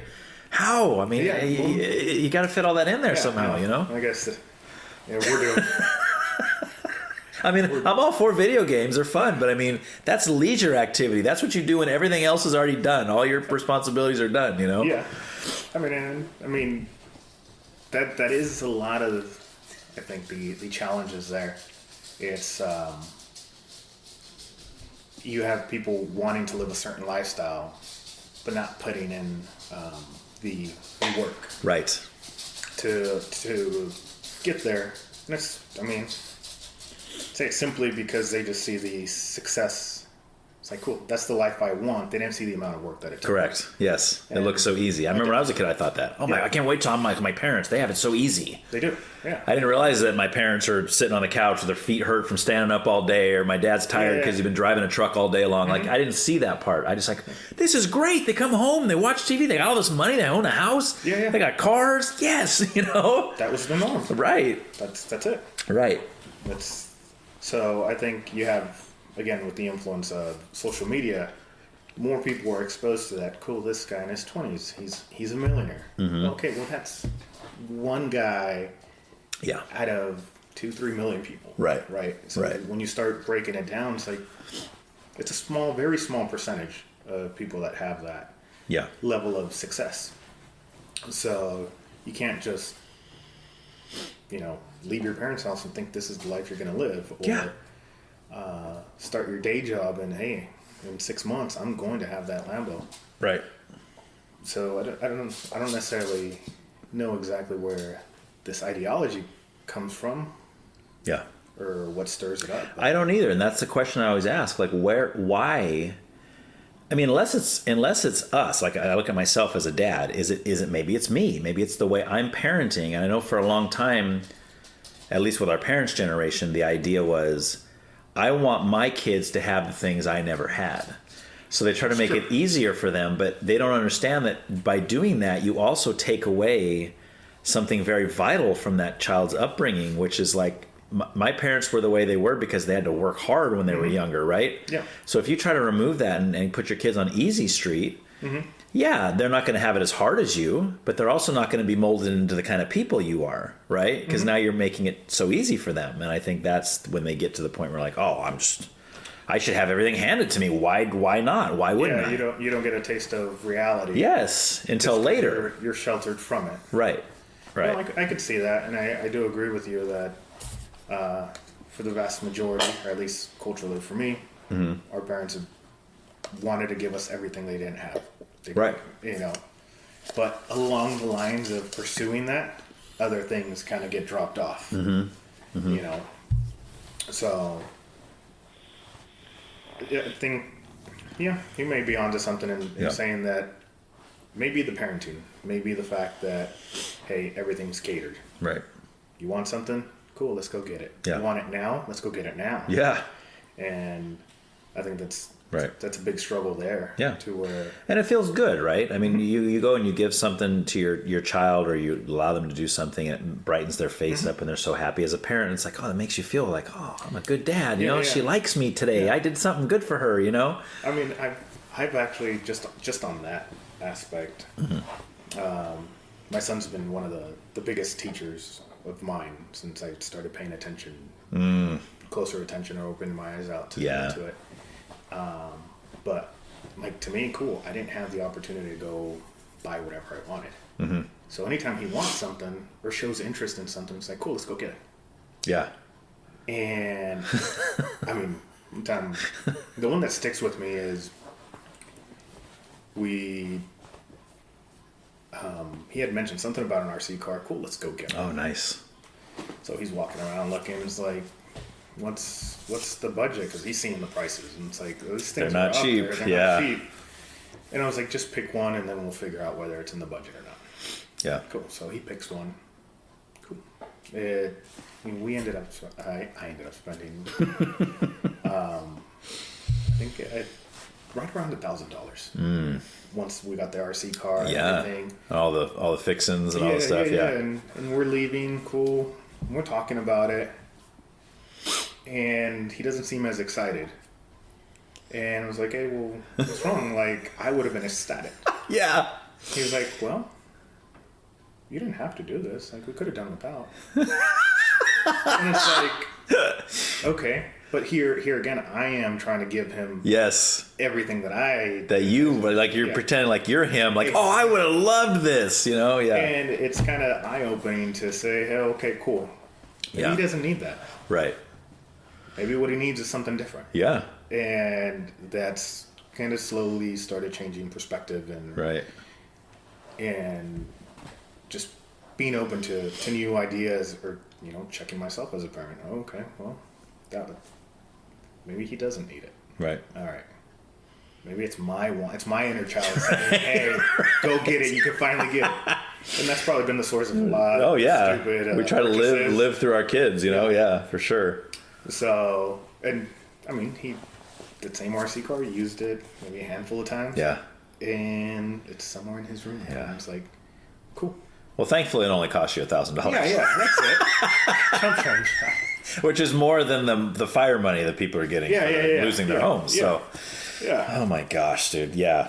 I totally get it. That totally makes sense. And I do that with lots of things too. Just like, and it's almost disappointing in a sense, because I want them to be like me. I want them to like what I like, and I want them to be so excited. And sometimes, like, how are you not excited by this? Like, you know, or like we'll go to a theme park or something, and it's like, I'm maybe so excited to show them my favorite ride, you know, which is Space Mountain, by the way. Okay. So it's like, if I take my kids on Space Mountain and we get off, and they're like, I'm like, man, how was that? Wasn't that on? And they're like, it was all right. I like this other one better. And you're like, what?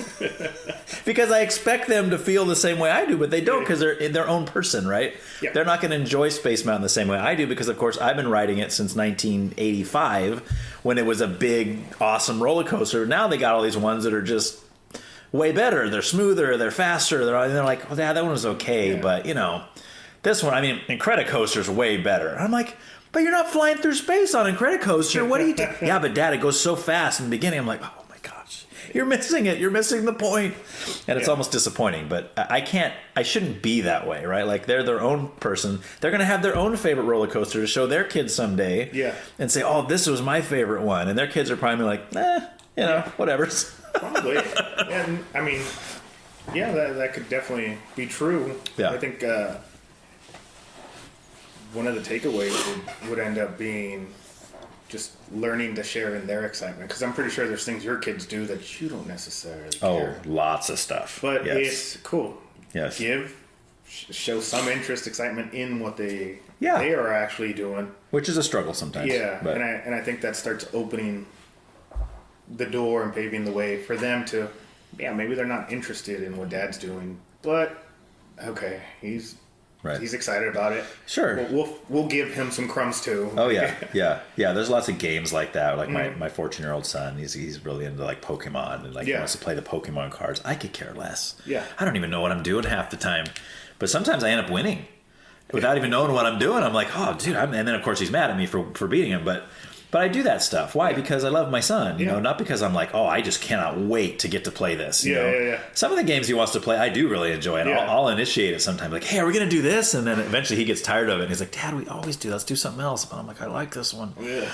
You know, this is my new favorite one. Yeah, but like today, I guess my son was telling me about this, that some new series of Pokemon cards comes out today. Okay. Or something, right? And I went to the store earlier this morning, and even outside of Best Buy, there's a line forming outside of Best Buy before they open for this stuff. And I'm like, and like my older son even said this. He's like, Dad, it's never gone away. It's like paint on cardboard. Yeah. That's really all it is. And these people are like literally waiting outside for hours to get paint on cardboard. It's like, yeah, but it's, it's what they want. It's the rage or whatever, So anyway, that's the simplicity of it. That definitely hasn't gone away. Right. I remember when Pokemon first came out. Yeah. I was one of the kids standing in line. Okay. Waiting for Toys R Us to open up and. You could only buy so many. Everything was limited or rationed out, so everybody got some. Yeah, limit 2 per customer or something like that. Okay. So it's interesting to see that the Pokemon craze, it's still going. Yeah, 25 years later, it's nuts. It's still going strong. Yeah. And I always think to myself, here's where my mind always goes with that kind of stuff. What a simple concept they came up with. They did. And now they're billionaires because of it, right? Mm-hmm. They just decide, hey, let's create these like space age, like alien looking creatures. Let's give them all cute little names and we'll put some hit points on them and they can beat this guy. And it's this whole thing. It's like so simple. There's all these fads that people come up with, and most of the time they don't last as long as Pokemon. No. They'll fizzle out after 2 years, but that person who created it is set for the rest of their life now. Oh yeah. Like, you're not going to remember that. Nobody remembers Pogs. I don't know if you remember Pogs. Yeah, I do. But when those came out, that was like a big deal. Everybody had to have them. Yeah. And if you get enough people talking about it, like, okay, everybody needs, I went home to my parents, I got to get some Pogs. They're like, what's that? I don't know, but I got to get some. Yeah. And everybody's buying them, and then 2 years later, no one's ever heard of them anymore. Yep. But those people are sitting off in some mansion in Aruba somewhere. Like, yep, we invented Pogs. Yeah. The same ink on a cardboard. Yes. Yeah. It's nuts. So I always tell my wife, if I could just come up with the next big fad and get enough kids talking about it, even for a year or so, because then I wouldn't get famous. I don't want to be famous, but I'll take that little money chunk and I'll go set myself up for life and, do whatever. Yeah. Well, I'm pretty sure you've seen the baby on board signs. That guy's a billionaire. Yes. That's it. Yes. All the different variations of that now. And yeah, exactly. And that's all his business is based off of. Yeah. Which is such a weird concept, right? The whole idea is, I'm driving like an idiot. Oh, there's a baby in that car. Maybe I should. Okay, I better stop driving like a moron. Yeah. It's like, really? That works for some reason. If there's like just normal people in there, I don't mind if I kill them. No. But a baby? Nah. We don't want that. We don't want that. No. Yeah, that's no good, But all right, well, you mentioned earlier briefly climate change. Oh. You got any thoughts on that? Yeah, I think it's just a term that's thrown out to keep people donating money or in the loop. I just think it's a way to launder money in a sense. I personally think it's a cycle that Earth has actually gone through for millions of years. And I couldn't even tell you when, but I'm assuming early 90s, 80s, somewhere in there. Yeah. I'm not sure when the Antarctica ice core samples were done. Yeah. And in the core samples, they were able to see the CO2 levels of the Earth. And once they graphed everything, it was just a cycle. Yeah. Our industrial revolution for us did speed things up Sure. a little bit, maybe. Yeah. But it's nothing that the Earth hasn't seen before. It's not the crisis that people are making it out to be. Not at all. The big thing and there's really nothing we can do today. If we stopped using all petroleum products, fuel, everything, and next week a volcano erupts, the amount of CO2 the volcano is going to put out to the atmosphere is going to outdo anything we were going to do already. Yeah. So, yes, should we take care of Earth and try not to just trash the place and contaminate everything with our man-made chemicals that nature can't necessarily handle right off the bat? Yeah. Absolutely. But is you driving around in your, 65 Nova with no catalytic converters going to kill generations to come? Yeah. No. Yeah. The pesticides that are sprayed in our food are going to do more damage than that. So, yes. I think, I guess I was growing up, that's all I watched was basically Discovery Channel, all that. So all the science stuff's like, oh, this is what it is. Yeah. So. And that's before all the craze probably about it, right? Oh, yeah. I grew up on it. So. Yeah.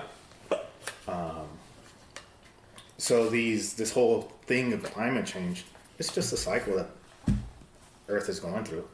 Cool. Are we doing certain things that are, speeding it up? Maybe. But I think the biggest thing is reducing contamination of nature. Right. And just conserving that more than anything. Right. So you think obviously that our industrial stuff is accelerating it, but not to the level that the people that are freaking out about it are concerned about. Realistically, whatever it is accelerating, or at the rate that it is accelerating, you're not going to be around by the time the effects hit. Yeah. Because I've heard, again, things from, if cars continued to be like they were in the 70s, the smog we would have was going to be horrendous and this and that. Well, they were taking, at that particular time, the article that I saw or the little video was based in LA. Well, LA's a valley. Everything just isn't. Right. I mean, yeah. So, yeah, of course the smog's going to stay. Yeah. But should we try? I think. To an extent, maybe there's certain things that we can try. Maybe let's try not dumping chemicals into our ocean or down our contaminating our fresh water sources. Or we could force everyone to drive electric cars. We could do that. Yeah, because lithium, you just pick it up right off the floor. Yeah, it's the first layer of elements that you don't even have to dig for. It's just there. Yeah. So, and even that, going to battery power, is there a place for electric cars? Yes. Is it something everybody needs to have? Absolutely not. Right. I think it's great for the people that live in town that don't necessarily commute anywhere. Yeah. But I just don't see it replacing a semi-truck. Right. The amount of lithium that it takes to get the battery for that semi-truck. Yeah. And it's huge. So, lithium mines, I'm not sure if you've seen the pictures of it, but they're massive. Yeah. It destroys a whole ecosystem just so you could have your battery, so you could feel like you're saving the world. It does more damage than just regular motor cars. Absolutely. Yeah. So why don't they want to? See, this is why I think that these people that are the alarmists and they're saying all this stuff, I don't think they really want the solution. Because when they're given the solution, they don't want it. They're like, no, we got to keep on with the thing. It's like, well, no, here's all the reasons why forcing everybody to drive electric cars is not going to work. But it's almost like they just don't want us to look at that. They don't want to look at that because they already know what they want to do. And like, no, we're going through with it. We're going through with the electric cars. Well, to what end? Until everything just gets destroyed. Then you're like, oh, I guess that was a bad idea. Yeah, but what about all the people who were telling you that before you did it? You could have saved all these problems, you know? Yeah.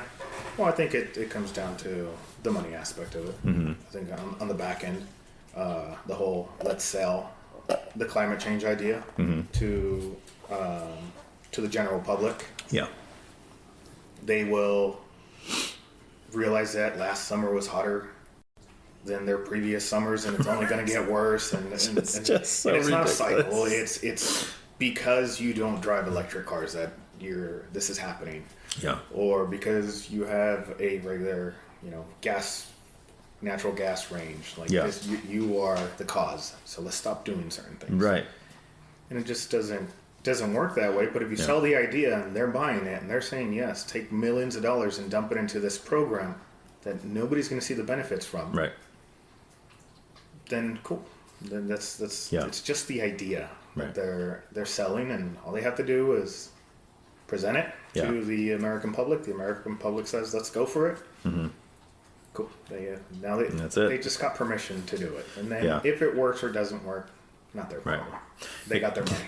It cracks me up because their whole, like you just said, their whole this summer was 1 degree hotter than last summer overall. Yeah. And they use that as their reason to prove climate change, correct. Right? Global warming. Mm-hmm. Global warming, that's what we used to call it, remember? Mm-hmm. And but if, let's say, this coming summer is 1 or 2 degrees cooler than the previous summer, they have a bunch of reasons for why that. It's still global warming, but they have a bunch of reasons why that is, right? But they don't do the same thing on the other side, again, because the other side is promoting what they want to promote. Yeah. We're trying to tell you, you need to stop doing this and this and this, or else we're all going to die in heat death and we're all going to, whatever. Right? They're trying to freak everybody out and all this stuff. Mm-hmm. But why don't you go both ways with it, right? And that's what drives me crazy. If people are really looking for the truth, they wouldn't be only taking a certain side that supports their view. Because people are only looking for their truth. Correct. That's it. That's all they really want. Exactly. Yours is irrelevant. Right. Your ideology is irrelevant. So, yeah. I mean, we only have to go on the scale of climate change and all that. I'm not sure if you're familiar, but for years they've been trying to shut down the dunes. Oh, okay. Right. And it's been going on for decades. Why is that? Why do they want to shut them down? To my understanding... You're talking about Guadalupe? No, Oceana. Oceana, okay. So the off-road area, all that. Yeah. Well, they've been doing air quality tests, all that stuff, because it throws up too much silica into the airstream and it affects the community, so on and so forth. So they've had, a company out there doing their tests, all that. Well, during COVID, that the recreational area was shut down. Oh, really? It was shut down just for whatever reason. Okay. Well, they were still running their tests. Oh, nice. So no recreational vehicles, tests are still going. Right. Well, when those results came out, there was little to no difference. That's so awesome. That shows you it's not them. But they still pushed past. Okay, well, something must have been wrong. We're gonna dismiss these 2 years or whatever the time frame was that they were shut down. Mm-hmm. And it's like, okay, since that factual evidence doesn't align with your view or your wants, we're gonna dismiss it. Right. But that's on a small scale, and then you take it to a larger scale for climate change, and I think again that's all money driven. Yeah, the whole thing of sea levels rising, it's ridiculous. Yeah, it doesn't.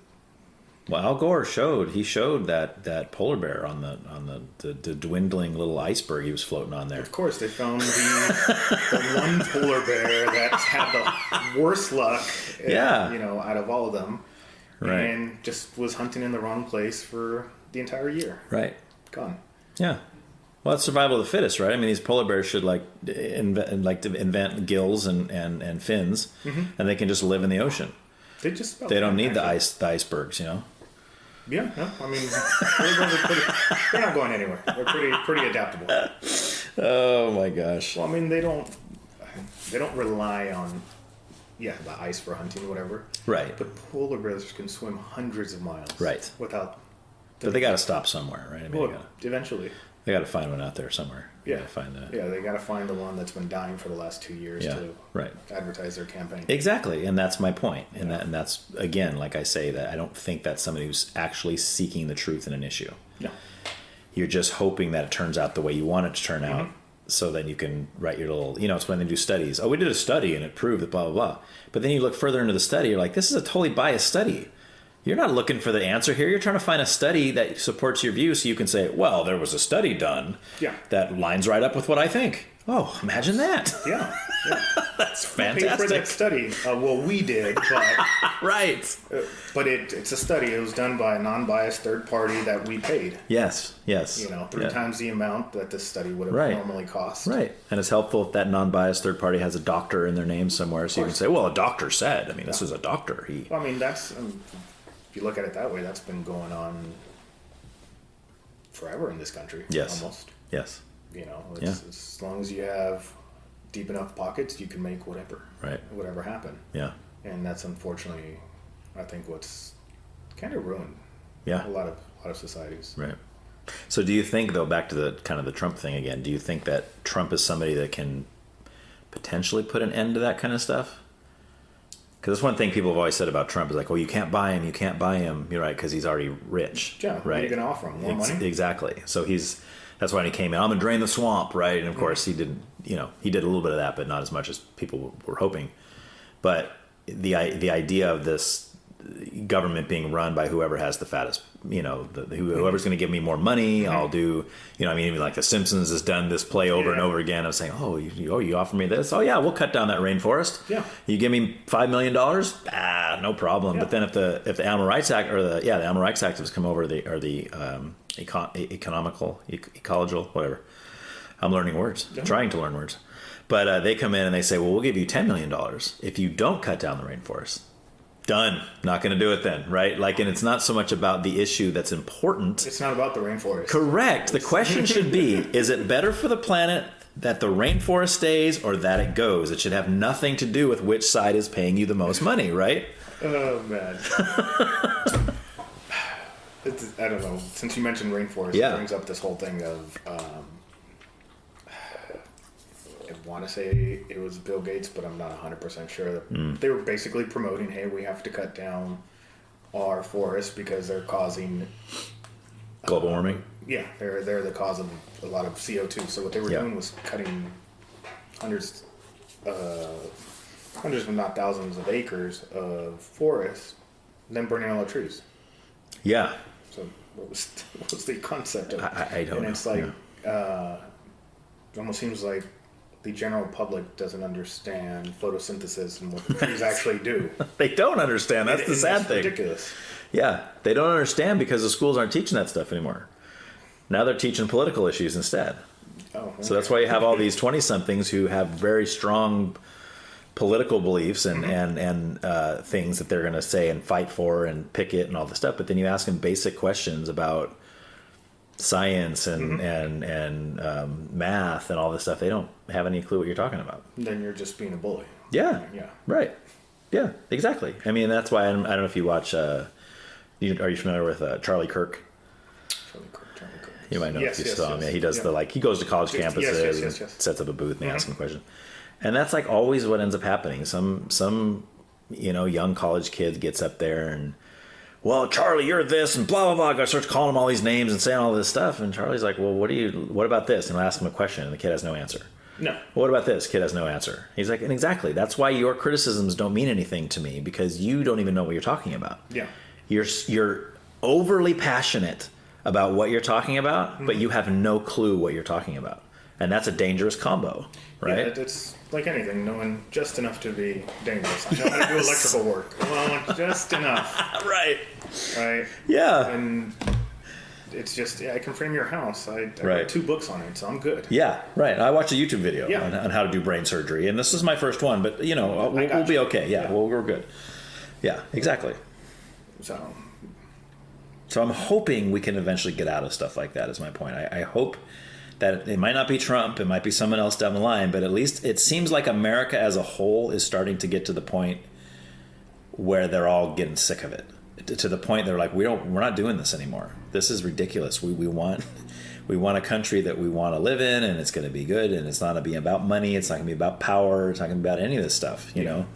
So I'm hoping, maybe I'm... No, I think that is a good thing to have, because I've shared this point of view with other people, that if we don't have the America that we did during the Second World War, where everybody just kind of dropped what they were doing, they fought for one single thing, hey, the nation needed you, boom, everybody was, at least from what the history books say, everybody was on board.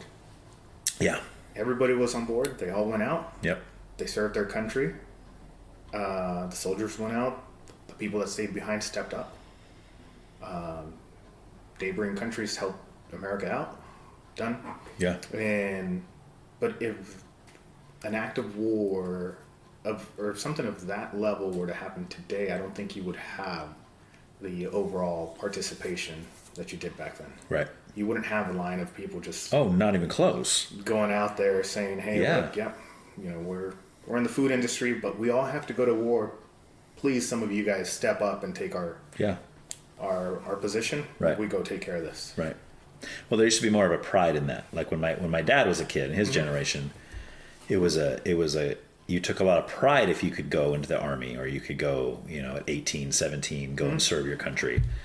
Now, you talk to kids about that, and like how many 20-somethings are going and enlisting? Nobody. Not nobody. It's stupid to say nobody. But the percentage, this is why the recruiters have to go so harder, and they have to do all this to get more people to come in, because it's like, man. I've met less and less people that go in voluntarily, in a sense too, where that was their only choice. This is what I wanted to do. It's more of people go in because, hey, college is not working out, not necessarily finding a job. Right. I guess I'll go sign up. At least I have 4 years of somebody taking care of me. Correct, yes. While I figure things out. Yeah, and you get to travel around and do stuff, and So, cool. And that's one way, but you're right. There used to be a point in time where people were just looking forward to it. Yeah. Yes. They were looking forward to the career that it provided. They were looking forward to just being able to be that individual for the country. Mm-hmm. Even in times of war. Yeah. Right, like now it's different. You'd be like, oh, you want to go in the military? Oh, yeah. Like you said, I'll get 4 years of getting taken care of, all that stuff.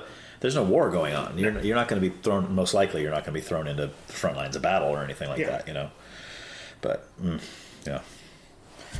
All right, well, we're about to leave the political section, but is there anything else you want to touch on? Any other topics we didn't really... Because we're just kind of bouncing around, so if there's anything specific you want to address, I'm up for it. On a political... Or just world issues, or just things happening. It can be anything to do with any of that, really. Problems you see in the country. Well, by far, one of the biggest problems I see is the entitlement aspect, but at the same time, the skill set of people going into the workforce is just dwindling in a sense. Yeah. It's less common sense, less willingness to learn. Right. And very few of them can actually, at least that I've seen, there's less and less people that can think their way out of a problem. Right. Do you think that has to do with the DEI stuff? DEI stuff. DEI hires. Have you heard of the diversity, equity, and inclusion? Or certain companies would say, well, we need to hire a certain number of women or a certain number of minorities. Or I think maybe on that aspect, there was a time and place, or a point in the history of the country that was it. If you were white, you got hired because you were white, not because you had the skill set. And I think it should just be based off of skill set. I agree with you. Just Just Yes. simply take the sex question out of it, take the race thing out of it. Yep. Who cares? If you are black and you have the skill set to do the job, great. If you're white and you have the skill set, who cares? Right. If you're 300 pounds and you have the skill set to do Yes. the job, by all means, go do it. Absolutely. Yes. But I do think that programs like that end up putting people in the wrong positions. So the overall result that they can get is also limited because you have the wrong person in there. Right. You got in there because you were the right race. You were Right. you were born the right color. Which is scary depending on the profession, right? Correct. If it's something like flying an airplane or like we mentioned earlier, brain surgeons. Yeah. I don't care what color my brain surgeon is. I don't care if he's male or female. I don't care if he's gay or straight. I don't care. I care about how good he does brain surgery. That's all I care about, you know? Yeah. That's So that other stuff, like you said, it should be based on merit. It should, or not merit, on skill level. On are you able to do this job? And if you're telling me that through DEI hires, you got a guy who scored 10 out of 10 on the brain surgery test, but he's a white guy, and then you got this guy over here, or this girl over here. Let's say she's a woman, she scored 8 out of 10, and you're going to hire her over the 10 out of 10 simply because she's a woman and he's a man? well, there's too many white guys. They're getting displaced. Yeah. I think just overall, should people have the opportunity to do it? Yes. But go out and get the skill set. Yeah. Go out and get the skill set Yes. and apply. And you shouldn't be discriminated or set aside simply because you don't know the supervisor there or you're the wrong race, right? Yeah. Any number of things. Yes. But it should be just a fair playing field. Yeah. That's it. And I agree with you that there was a time where the racism was there, and it was them saying, we're not going to hire this guy because he's black or because he's Hispanic or whatever, or because she's a woman. Yep. Or we're going to hire this guy because he's a white guy. Yeah. That there was a time that was happening. Yeah. And I understand that the affirmative action came in as the counter to that and say, no, now we're going to make it so each corporation, you have to hire a certain number of women. You have to hire a certain number of minorities.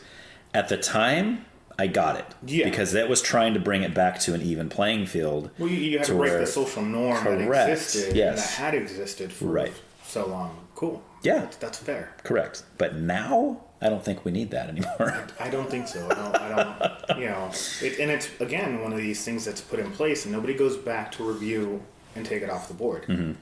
So all those nonprofits that help out with the affirmative action stuff and ensuring, well, they're all getting paid for it. Who wants to, cool. Who wants that agency or that aspect to go away? Right. Well, Yeah. if you run the nonprofit that's helping whatever Hispanics get into a particular college just because they're Hispanic, not because they know how to read and write or anything like that, then you wouldn't want your business to get shut down. So. No. Right. Exactly. So Yeah. Again, I think a lot of our issues are just money driven in a sense. At one point, yes, it did have a purpose. It did help out society, but now it's gone, like we're saying. Right. So go back, remove it, put that money to use elsewhere on new problems. Maybe driving the point home that there's only 2 genders. Yes. That's it. Yes. Ooh, that's fighting words right there, man. That's okay. Oof. Wow. That's You're all gonna get right. some angry listeners for that one. That's all right. I cracked up because I have a friend who's from here. He's from the Santa Barbara area, and he, like in the last couple of years, he moved up to Idaho. And he texts me when he's up there. He's like, "Dude, Ryan, you're not going to believe this." I go, "What's up, dude?" He goes, "Up here in Idaho, there's only 2 genders." It's wild. I said, "Shut up." There's not 160 something. I cracked up, man. I was like, "This is so funny." But yeah, it's definitely a blue state thing, to have that. But again, I'm hopeful because it seems as if a majority of the country, even left-leaning, right-leaning, is starting to see the error in that. I mean, yeah. Because they pushed the envelope so far, whether it was through sports or, trying to say, oh, this Leah Thomas, she's great. She is a great swimmer. Let's throw her in there.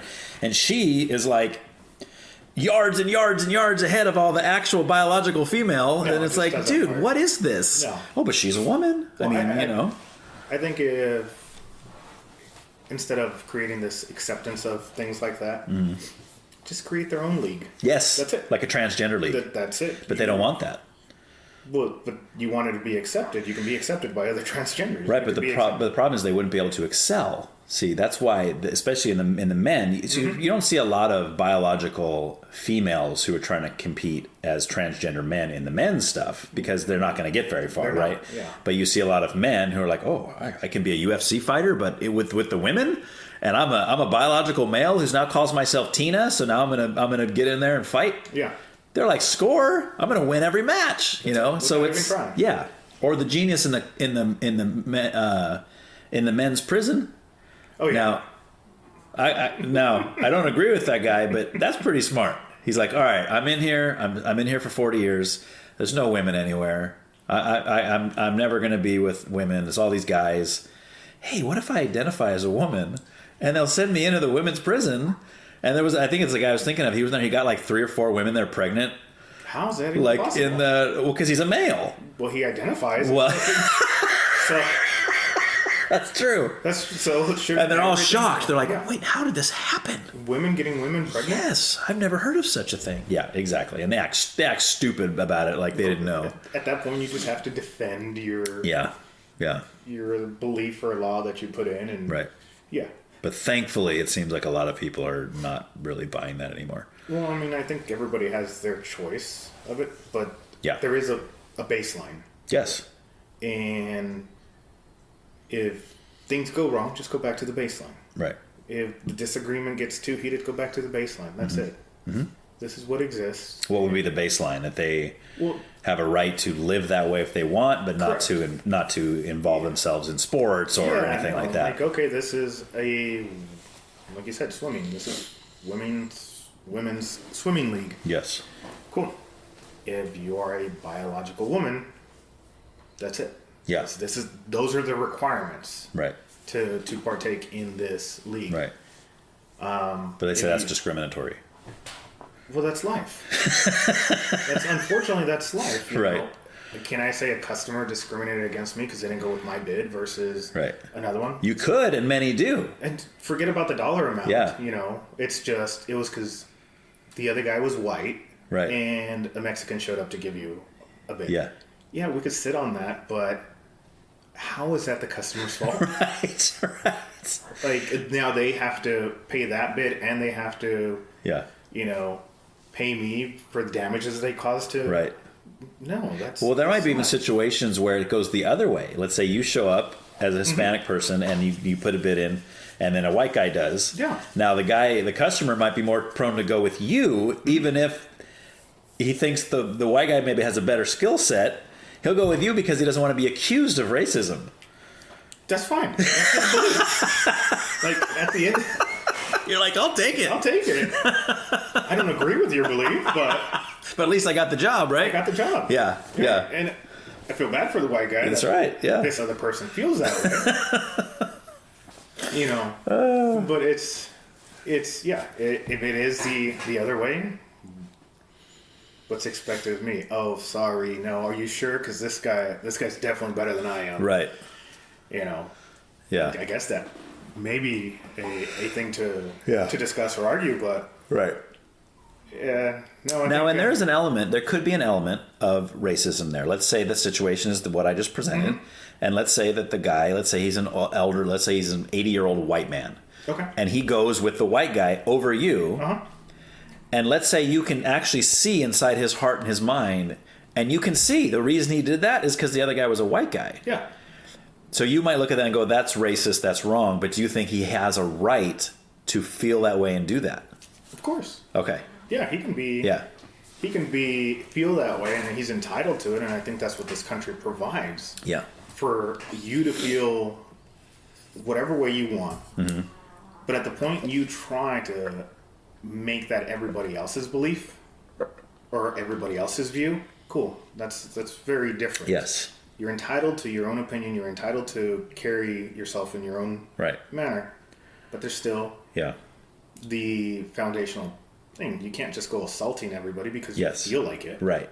And it be okay because we need to care about your feelings, not the damage you're causing. But you'd say a person has a right to be racist. Yeah, they can. But they don't have a right to hurt someone because of their racism. Correct. Okay. Mm-hmm. But what do you think about back in the day when they would say no coloreds in this restaurant? Well, would you see that as hurting another person? I mean, it's not physically hurting them. It's just saying you can't eat here. Well, I think that goes, we still have that. Mm-hmm. We're just not advertising it. We have, you go to restaurants and it's like, we have the right to refuse service to anyone. Right. Cool. What's the difference? Yeah, but if let's say a restaurant in town used that right and they said, you know what, we're going to say straight across the board, no Mexicans are allowed to eat here.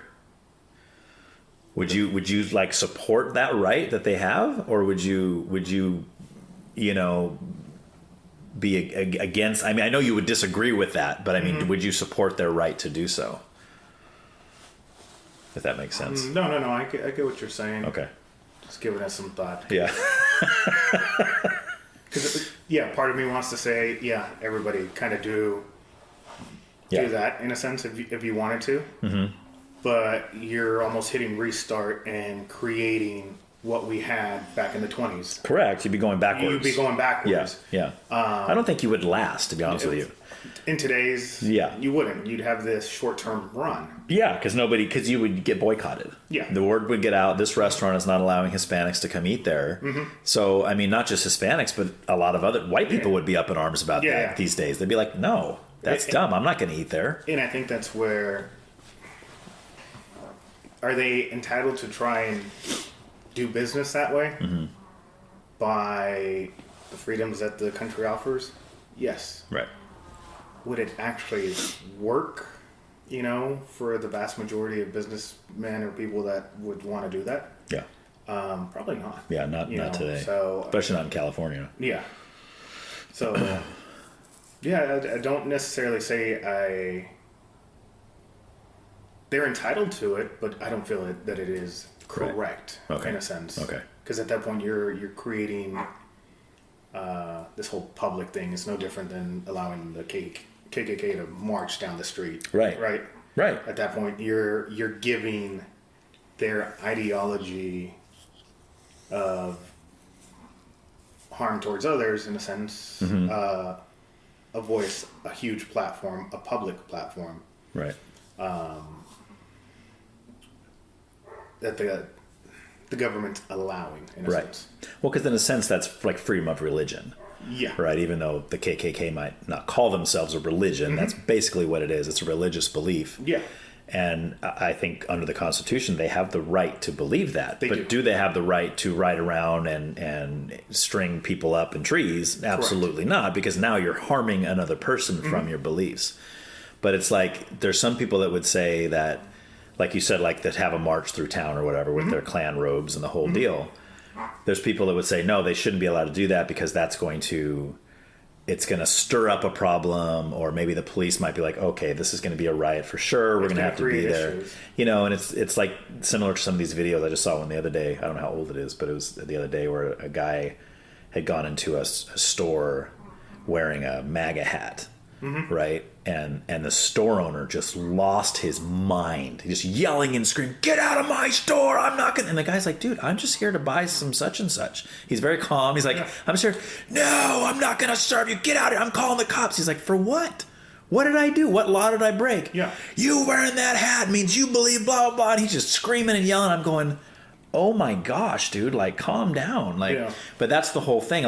Certain people see a hat like that, and they think racist, Hitler, homophobe, misogynist. They think all these things that have been said about Trump, and they think, well, then that person is all those things. And they think, I'm not going to serve a guy like that. Well, that's, at that point, you're just defining a book by the cover. Yes. And I don't think this is, again, I think there's a short-minded thought process for a lot of people. Right.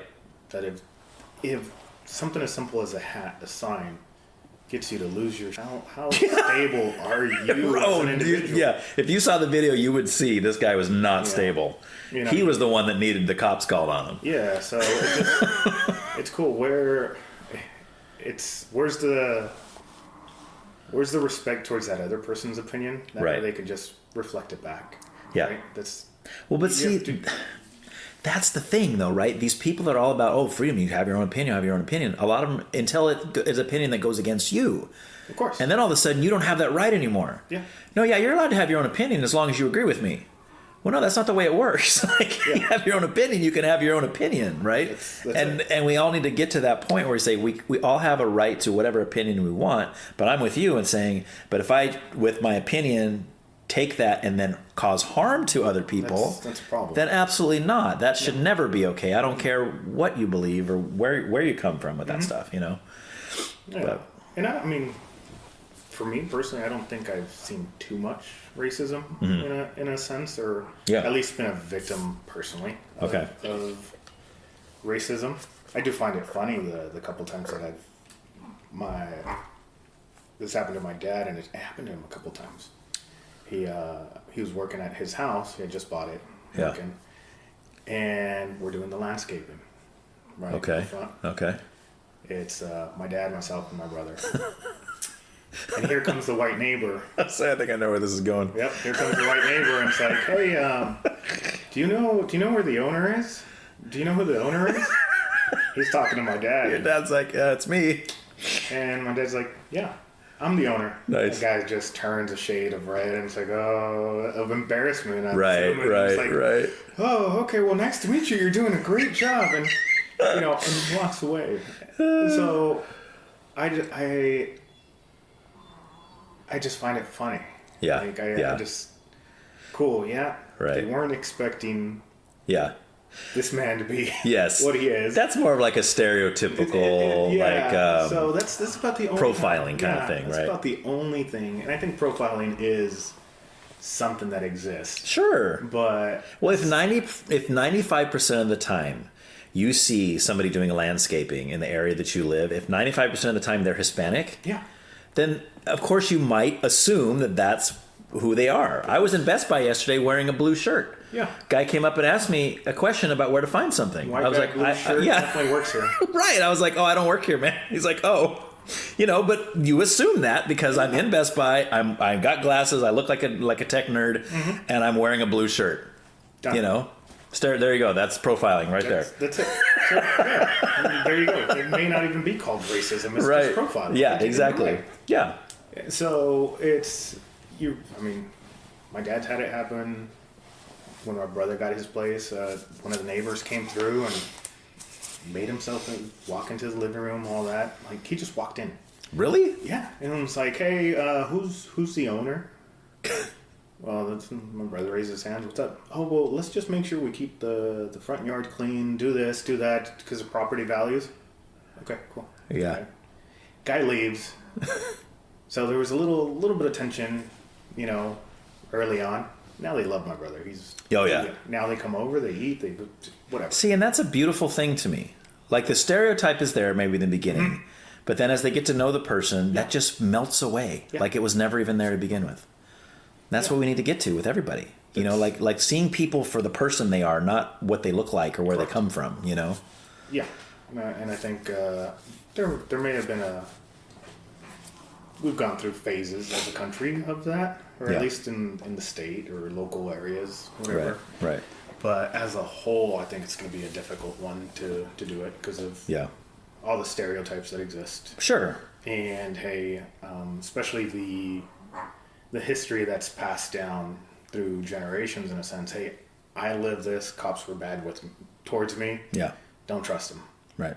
Well, by the time you get to the fifth generation, they have no idea why they're not supposed to trust cops. But it's been passed down anyway. Exactly. Or you don't go to that side of town because this. Okay, cool. You don't go to that side of town. When over the past 50 years, it's not even the same place. Right. Yeah. So we got to unlearn. We got to stop pushing things that are no longer accurate. Correct. And I think that takes that requires people to go back and check themselves. And just retouch on their values, their beliefs, the actions they take, and are they still valid? Do they still apply? Are they still, the stuff that helped you survive or get through certain events in your life, does that still apply today? Right. And that's the question, right? And that's even when getting into things like systemic racism. I've talked to people on here before. They say, oh, yeah, systemic racism totally still exists. And I say, well, okay, give me an example of it. And almost always they go back 30, 40 years ago. I'm like, no, I mean right now. I'm not asking you if that was ever true in our country. Right now. And they said, well, yeah, it does. I said, well, give me an example. They said, what do you mean? I said, okay, give me something that let's say a black person today can't do that I can as a white guy. Give me an example of that. And they're dumbfounded. They don't really have one. Or I say, well, how about a woman? I say, tell me something that I can do as a man that a woman can't do because she's a woman. And somebody jokingly said, well, she can have a baby. I said, yeah, but that's that's a so can men according to their side of the fence. So well, yeah, there's not too much. And I mean, once you do start finding things, getting into small little nuances that are okay, all right, maybe you have a point there, right? You start finding exceptions, not a standard, to things, and which would make it systemic, which is right. And that's what we're talking about. We're not asking, do racist people still exist? Oh, absolutely, because of course they do, right? Yeah, but I don't think there's much today that you are limited to just simply because of your race. Yeah. There may be information or things that are taught in different households of different race that help them get pushed along a little further in life. When they leave the nest, they already have information that doesn't even exist to you. Yes. Cool. But again, it's not the society doing that to you. It's simply the lack of knowledge, and what you're going to do, go back and blame your parents for not teaching you, right? Or hey, go out and educate yourself. And I think with the abundance of information that we do have, you are able to make different choices, educated choices, right, and improve yourself overall. But it does require you to go back and challenge your beliefs, your thoughts, and the framework of what you say is you, and this is the way I do it. I only listen to rap music. That's all I do. Yeah. Right? Well, you got to kind of break away from that in order to allow a level of growth. Yeah. Because I think you'd be a very different person today if you were just stuck with still listening. Oh, yeah. Solely to rap music from the early 90s. Yeah. I'd have the #1 hip-hop album in America today. That's it. See? You threw away all your potential to be here. Given the new rap that's coming out, I could probably do better anyway. So but I mean, so it's true that some people might start at a better place, like you said, with either knowledge or culturally or financially even. Some people are born into rich families, some people are born into poor families, some people are born in middle class. But every person has a choice. You can either use that as an excuse of why you're just going to let your life go to crap, and you can just continue to use that as an excuse. Well, I never had a chance. I never had a chance. I was born poor. I never had a chance. Or you can bust your butt and make it so you're not poor anymore, and then start your family, and then you start having kids that aren't poor, and then they continue that down. You know what I mean? Like, there's a way to do that, but it seems like so many people are wanting just to use that as their excuse. I've talked to other people that have, they have their opinion of, hey, well, you are where you're at because you had everything. You didn't have to go through what I had to go through. Right. I had to do this. I had to do that. Cool. Well, like you said, now those people have the opportunity to ensure that their kids are not going to have to go through that. Right. But instead, they just sit there. Right. And it's, okay, cool. Yeah. So you know what you don't like. You know the opportunity that you didn't have. So why not step out and ensure that your kids don't have to go through that, and that they're in a better place? Well, yes. It requires change, and change is very difficult for people overall. Yeah, it is. So Yeah. You end up getting this generational ideology. Right. Life wasn't fair to me. Life's not going to be fair to you. Right. Yeah. You're screwed from day one, so just give up now. So since I got screwed by life, Yeah. or since my parents didn't make these decisions when they had the opportunity, well, now I'm not going to make those decisions myself. Right. And it just gets carried. And Yeah, it's you a have cycle. a generation of people Yeah. that have tons of potential, Right. but the ceiling or the cap that's put over them, they can't see past it. Yeah. Yeah. So Yeah. it really creates limiting beliefs in people, and I think the psychology behind raising kids and all of that, as parents, we need to be careful not to create those barriers. Yep. And it's hard sometimes because we a lot of times we can only do what our parents taught us. Yeah. You know?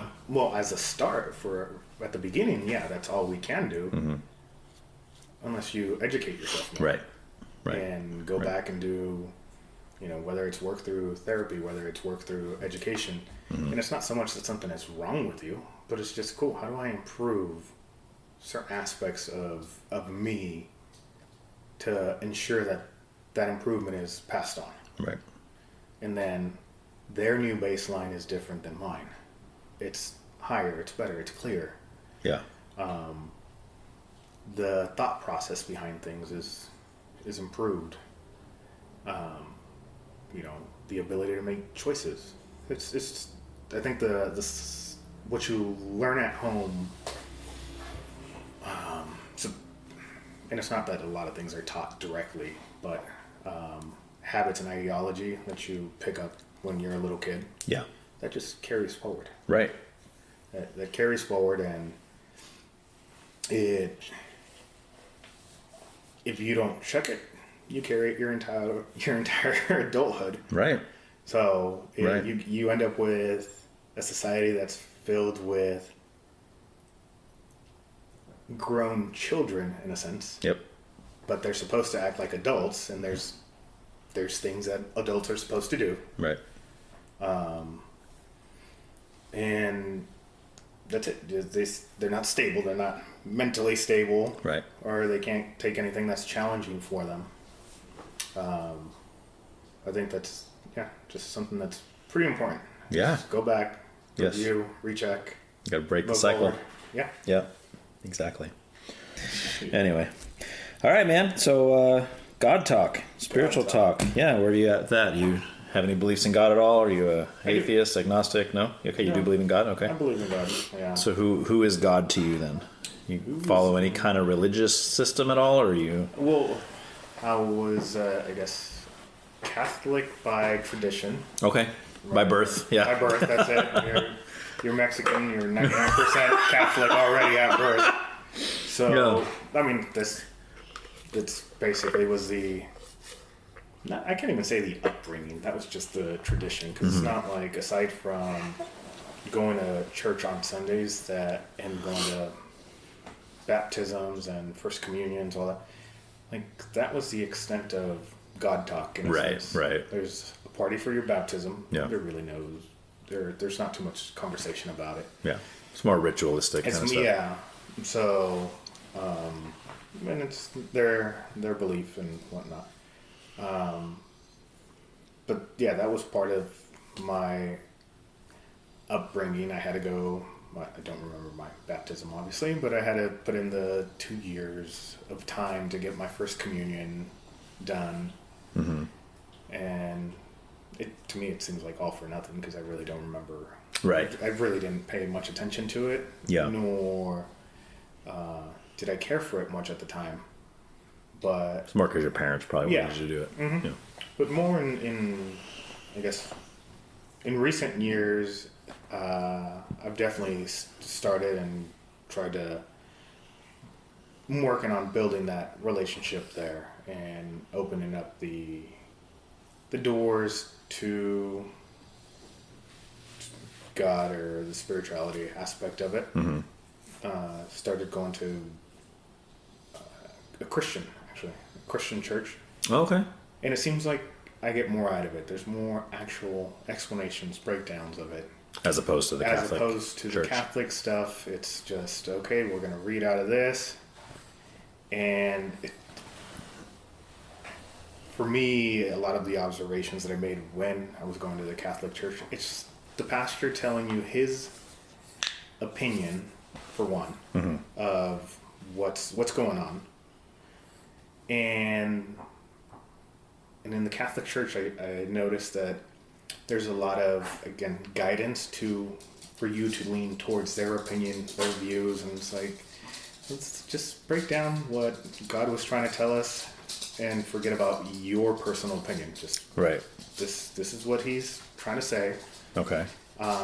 You see that as a plus? I see it as as when they break down just what is cool. Let me translate the Bible to plain English or whatever language you have, but just a simplified version. Cool. I think that helps. But when, in my experience, I just heard more opinions in the Catholic Church than anything. Gotcha. So that was one of the kind of driving factors that Yeah. early on really didn't make me care for church. Right. Because it was more of a fear-driven thing.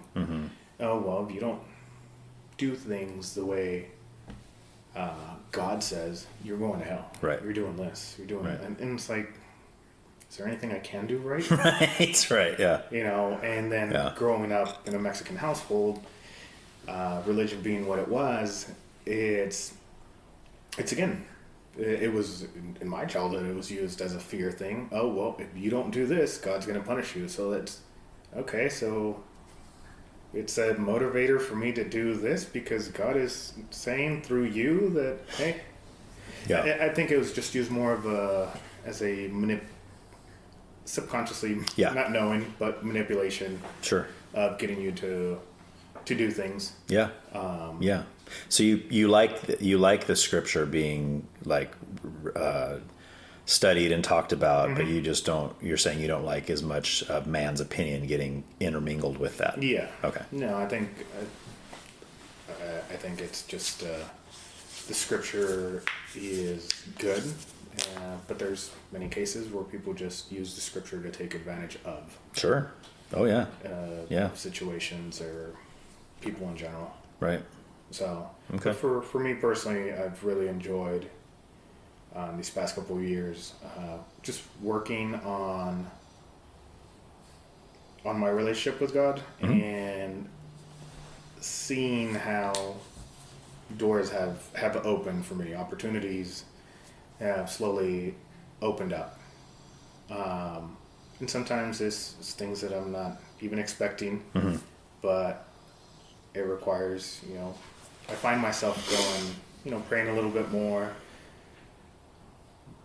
and just trying to introduce God to my kids a little bit more, having that be more of an actual part of life, not this thing that you do on the back end. Yeah.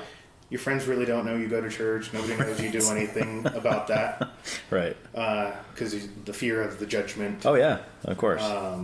You may be around a group that doesn't believe. Right. They don't necessarily care for it. So you don't want to be the oddball. Right. So just bringing it out and actually talking about it and holding those conversations with my kids or just different people in general. Do you see your prayer life as different now that you're going to like a Protestant church as opposed to a Catholic church? Like, do you feel like it's more personal? Like you feel like you're talking to God more than? I feel like it is at least just being Hail Marys and that kind of stuff. More personal versus a repetitive ritualized things. Because that's even as a kid, that was the thing that bothered me. It's where in the Bible does it say you kneel at this point, you stand up at this point, you say these prayers?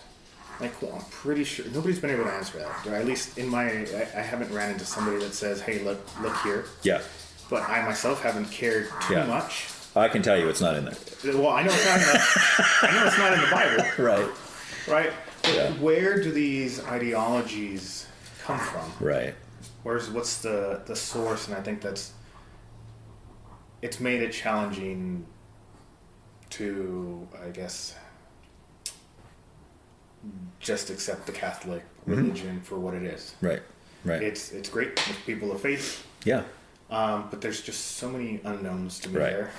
Well, see, things that don't make sense. Yeah, for me, I call that's religion to me. Like religion is when man maybe even takes something true like the Bible, but then they kind of twist. And when I say twisted, I'm not necessarily saying like in a like a bad way, like a malicious way. Oh, we're going to twist. I mean, of course, people do that too, but sometimes they can just like unknowingly maybe taking certain scriptures to mean something different than what it actually says, or they say, well, this is my interpretation of this, so I'm going to start my own religion based on this. Or like even within Protestantism, that's why we have so many denominations. Yeah. You know, you're Baptist, you're Methodist, you're Presbyterian, you're Lutheran, you got all these different things, and they all have the same Bible, but they all believe different things about different parts of that Bible, you know, and I think there's a place for that, but I know for me, I got to a point where I just want scripture. Like I want to know what scripture says, what scripture means. You know, yeah, I think there's something to be said for pastors that help us understand that, because they probably know how to do that better than I do. But I'm not really interested in my pastor's opinion on what a text might mean or say if the text itself doesn't say that. Correct. That means nothing to me. Correct. Because I'm like, well, how do you even know that's true? Well, I think that. Well, I don't care what you think. Yeah. Right? Like, I think that's, for me, that's been the big turning point in attending the Christian church, to where, okay, I'm getting more of just the scripture. I'm getting it, you know, translated to plain English. Right. Some of the stuff is just, okay, what is he really trying to say? Yeah. Well, you're reading a book from thousands of years ago. Yeah. Like, what do you... So that's definitely helped with me walking, you know, I'll go to service, walk out of there, and it's like, okay, cool. And I'm just, you know, I'm able to process the actual verse or whatever they were talking about. Right. And it's like, okay, where does this apply to my life? And cool. And it, I don't know, it's opened up the doors to just building that relationship with God. Right. And it just, I guess I could say it feels right. It doesn't necessarily feel like I'm being forced into anything. Yeah. Yeah. So that's awesome. And so, yeah, I'm still new and working on the overall spiritual thing. Sure. As, you know, for me personally, I do have my views on the whole religion aspect of things. Sure. I think that's just more, again, driven by man versus just given the scripture.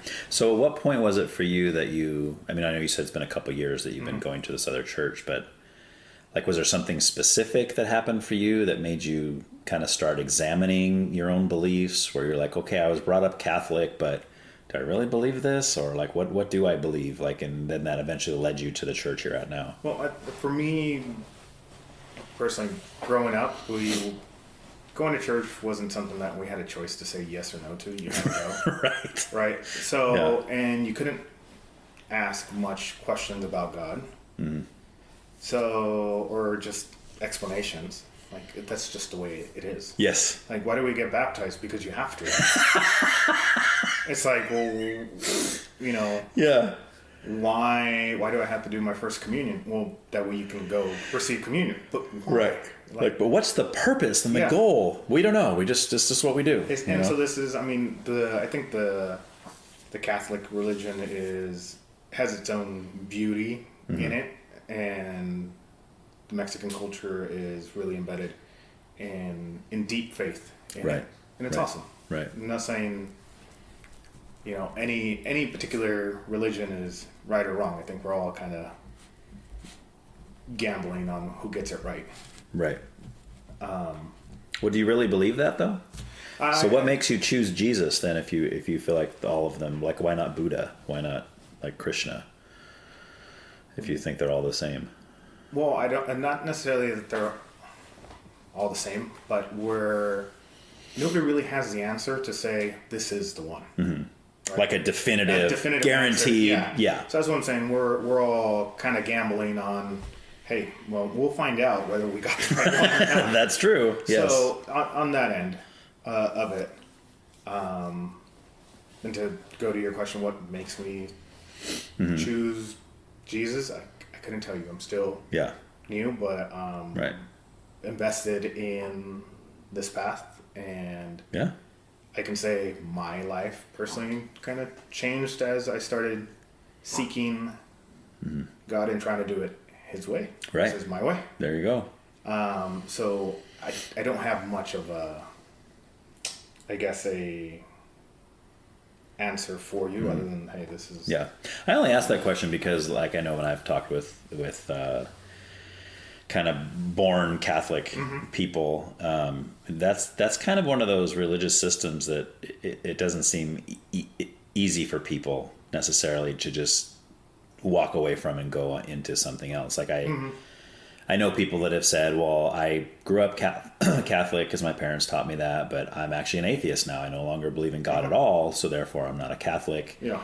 But for you to not only come out of Catholicism in a sense, but then go into a different kind of, you know, something that's obviously not drastically different. Like, it's not like you became a Buddhist, like, because Catholics believe in Jesus, so do Protestants. So, I mean, but like you were saying, it's definitely a difference in approach, difference in, you know, more ritualism as opposed to just, you know, a normal guy standing up there with jeans and a t-shirt on expounding scripture. Yeah, exactly. Yeah. And to me, and it's not, granted, it was up until whatever, my teen years, that I was, in essence, forced to go to church. After that, it was cool. You went to church for baptisms, first communions, weddings, and Christmas and Easter. And funerals. Yeah. Ash Wednesday is right.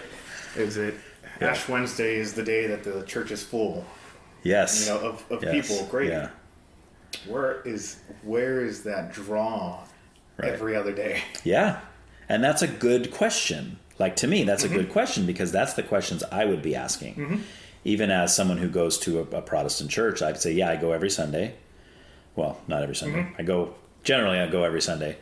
But why am I going every Sunday? Does my relationship with God stop the rest of 6 days of the week? Is my relationship with God only from, you know, 9:30 till 11 every Sunday morning? I would hope not. Yeah. Because I feel like if it is, that's not really a relationship with God. That's a relationship with the church I go to. Correct.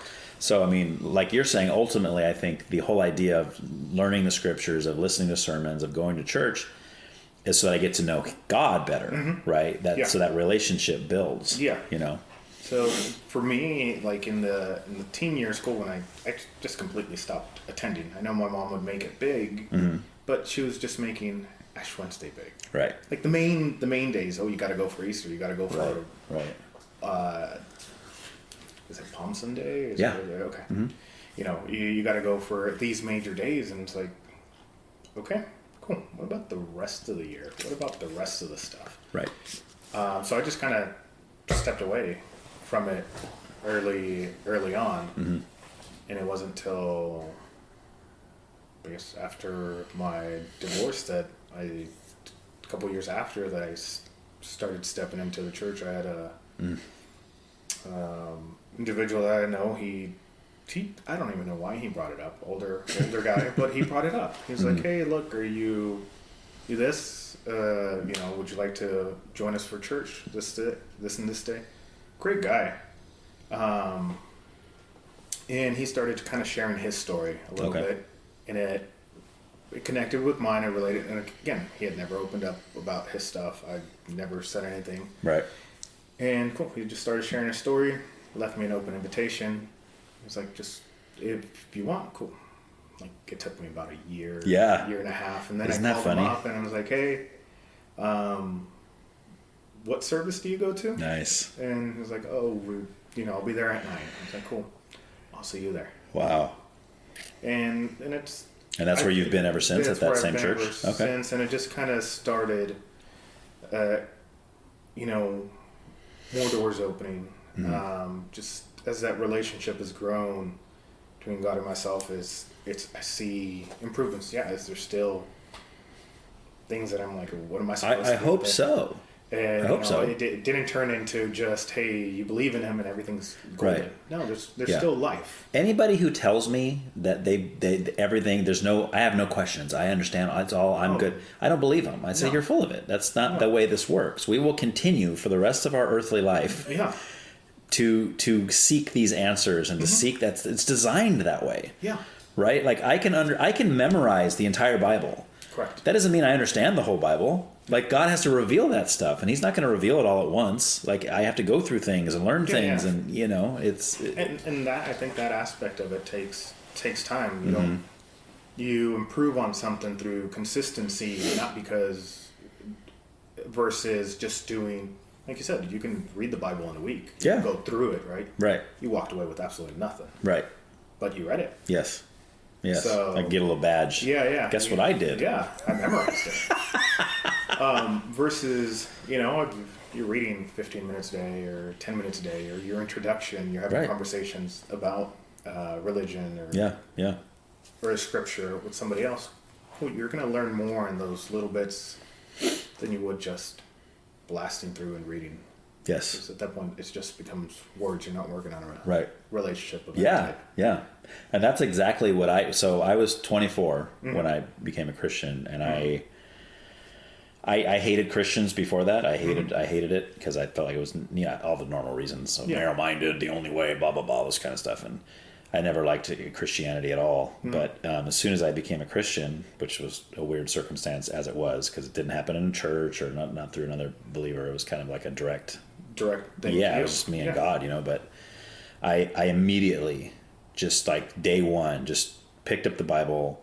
I'd go out on my lunch break. I'd sit out on the hill and I would just read. I started in Genesis and I just, Genesis to Revelation, just read straight through. And I look back on that now and I think, well, why did I do that? Well, it's just because I thought that's what I was supposed to do. Like, okay, I'm a Christian. I believe in this book. I want to know what it says. I want to, because I knew all the basic stories that everybody knows. Yeah. But I never read the Bible really. Yeah. So I just wanted to read through the whole thing. And now I look back and I think, I like you just said, did I really get a lot out of that? Not much, right? It wasn't so much like, oh man, I really felt like I grew closer to the Lord through that.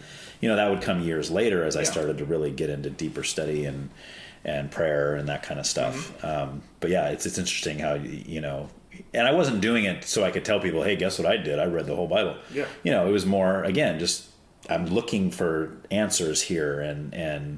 And I've always been the kind of person who has questions about everything. Like my parents will testify to you that my whole life it was, I was like, why, but why? And I'm still like that, right? That's one of the reasons I do this podcast, because I'm interested in people's whys. Like, yes, everybody can believe whatever they want, but why do you believe that? And so when I first had my first little Bible there and I read through it, you could go through there and every page probably had 7 or 8 Post-its on it. Okay. That said, verse 7, question. What does this mean? Or why do they say this here and then they say this over here? That seems like a contradiction. And and so I spent all these years basically trying to find answers to all that, Yeah.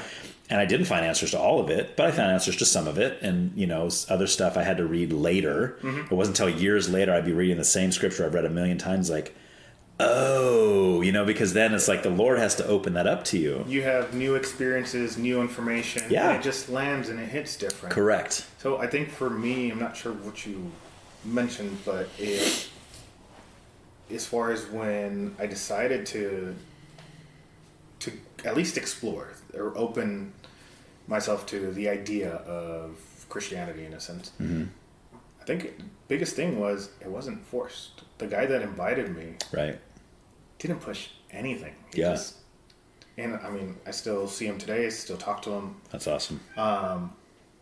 It was just, here's an open invitation. I'll see you there. Right. We could still have a conversation. We could still talk even if you refuse to go. And that was probably appealing to you. And that was. And it's like, cool. I hadn't been used to this non-conditional approach to religion. Yeah. It's, well, you're going to be Catholic, you have to be this, this, and this. You have to do these things. And it's like, I don't think that's how it works. But, you're telling me that in order to be saved, I must go and confess all the wrongdoings that I believe I did to another man. Yes. Who breathes the same air I breathe. Yeah. Has, a blood type that exists amongst other people. Right. But he's got the little collar, though. That makes him better than you. Well, so do rapists. That's, yes. And it's like a lot of this just didn't make sense. It was very Right. challenging to accept certain ideas Yeah. when the why wasn't answered. Right. And So you feel like you get more of those whys answered where you're at now? Do you still ask a lot of questions where you are? Do you I ever still like? ask a lot of questions, but here again, I'm in a different, I guess, mindset. I'm more of a seeking and open to answers versus, well, seeking open to answers to understand versus somebody giving me evidence to justify how come we have to do things Right. a certain way. Right. Because, I mean, things were, for a long time, things were very black and white for me. Yeah. Like, things are done this way or that way. Right. Like, there is no Yeah. in between. This is the right way. This is the wrong way. And I needed definitive answers. So Yeah. you couldn't, if it's just, oh, well, just have faith, believe. And it's like, Right. how does this work? Right. I need to know how it works. Yeah. And if it doesn't make sense, it doesn't make sense. And I didn't Right. care who you were. I got into an argument with my grandmother, the one who passed away. Yeah. Was she a Over- pretty strong Catholic? Oh yeah. Okay. Oh yeah. Versus baptisms and baptizing and to me it was like, why do we do it? Nope, you're gonna have to do it. It's already Right. she believed in you have to do it in Yeah. the first 40 days. Right. Or that, I mean, they have a deadline to it. Sure. And at that time my son was 1 year old probably. Oh, It's he like was you have- past the limit, past the past the 40 limit. day. It's like, you haven't done it. I was like, no, and I'm not going to do it. So I didn't really care who you were. Yeah. I'm going to stand by my Okay. point unless Yeah. you're able to move me on it. And did you ever get him baptized or no? I got him baptized, but again, it was more just out of tradition Right. than truly believing. Yeah. It was a necessity. Okay. So, Yeah. and this is where, with things being driven by just simply tradition, Right. it's like, okay, cool. Like, how well is that serving us? Yeah. And what about you? You said you have a young daughter too, right? Yeah. Did you ever have her baptized or? No, I haven't had Okay. her baptized. Okay. And it was the same thing, the same challenging thing. At that time, it was, hey, I'm not living the life that the Catholic religion is asking for. I'm personally not carrying the traditions that they want or the beliefs. So why am I going to go present my child to them and say, yes, I am going to raise them Right. in the pathway that you guys dictate, Yeah. even though I don't believe in it. Exactly. Or It doesn't. maybe Yeah. I don't agree with all of it. Right. Right. So it made it very challenging. So I still think it's a beautiful religion, the culture behind it and everything, yeah. But I think a lot of it is simply done out of tradition, Yeah. not understanding Yes. what's going on. And I mean, my grandma, her entire generation of people, like, huge faith. Yeah. One of the things I've seen, like, they were always the leaders at how to carry on a rosary, how to do all that. Well, that's changed because now everybody needs a little booklet. When they're doing the rosary. It's like, well... So they know what to say along with. Yeah, so they know what to Okay. say. My grandma had it all memorized. Right. Right. Well, she believed in it. She Yes. lived it. Right. Everybody else didn't take the time to memorize it, or a Yeah. vast majority of people. Well, why not? You guys Yeah. believed it. This is this is what you were saying it Yes. had to be done. So you don't carry it with the same passion forward. Which shows you how much somebody really believes, right? Because it's that analogy with the chair where they say, well, do you believe the chair can hold you up? And most people say, well, yeah, of course. But you're not showing that you really believe that until you sit in the chair. Oh, okay. Or there was the guy that crossed on the wire between the buildings, like the high wire, is that what they call that? And he took a pig and he held the pig in his arms and he crossed one way and all the people are cheering and, oh man, and he comes back and carries the pig back and he puts the pig down and everybody's just cheering. That's amazing. I can't believe. And he says, I want to ask you guys a question. And he says, what? He says, do you believe that since I carried the pig over, I could also carry you over the same way? And all the people said, Well, yeah. I mean, the pig weighs more than I do. I'm sure if you could carry the pig, he goes, okay, well, come on. And nobody would do it. So they said they believed he could do it. But they're not about to jump into his arms and let him do it, you see? So to me, that's a mental belief versus an actual, do I really believe without a shadow of a doubt? Yeah, like, because if I did, I'd just jump in your arms. Yeah, let's go. Let's go. But I could see myself in that same position going, well, yeah, of course you could carry me across. He'd be like, all right, Ryan, let's go. No way. Yeah. Not going to happen. Well, I believe you have the skill set to do that. Yes, exactly. That's it. Right. And that's where you draw the line on certain things. Right. Where did Ryan go? Well, he believed in the wrong thing. Yeah. He's wrong like, person. Ah! Yeah. It's like, uh-oh. Yeah, exactly. So, I mean, that's important. So what do you, so I got two things here I want to kind of go with. So we talked a little bit about, you had mentioned like other beliefs, and obviously you've chosen the one you've chosen. There's a specific reason that you've done that. I mean, it doesn't sound like you're necessarily putting down other people's religious beliefs or anything like that, but the reason that you've chosen the one you've chosen must be because you see more truth in it than maybe some others. Would you word it that way? Like, is there more truth in Christianity than there is in, say, Buddhism or Hinduism or something like that? I can't say there's more truth because I haven't personally explored any of them. Okay. I'm happy and comfortable with the path of truth that I'm currently on and believe in. Right. So I don't necessarily dismiss anybody else's belief. That's where I say we're all kind of gambling on if we got it correct. Right. Maybe Christianity isn't the path, and I'll find out when I show up to the gates. Yeah. It's like, wrong religion. Yeah, the trap door opens, then you go down to the fire furnace. You should have stayed Catholic.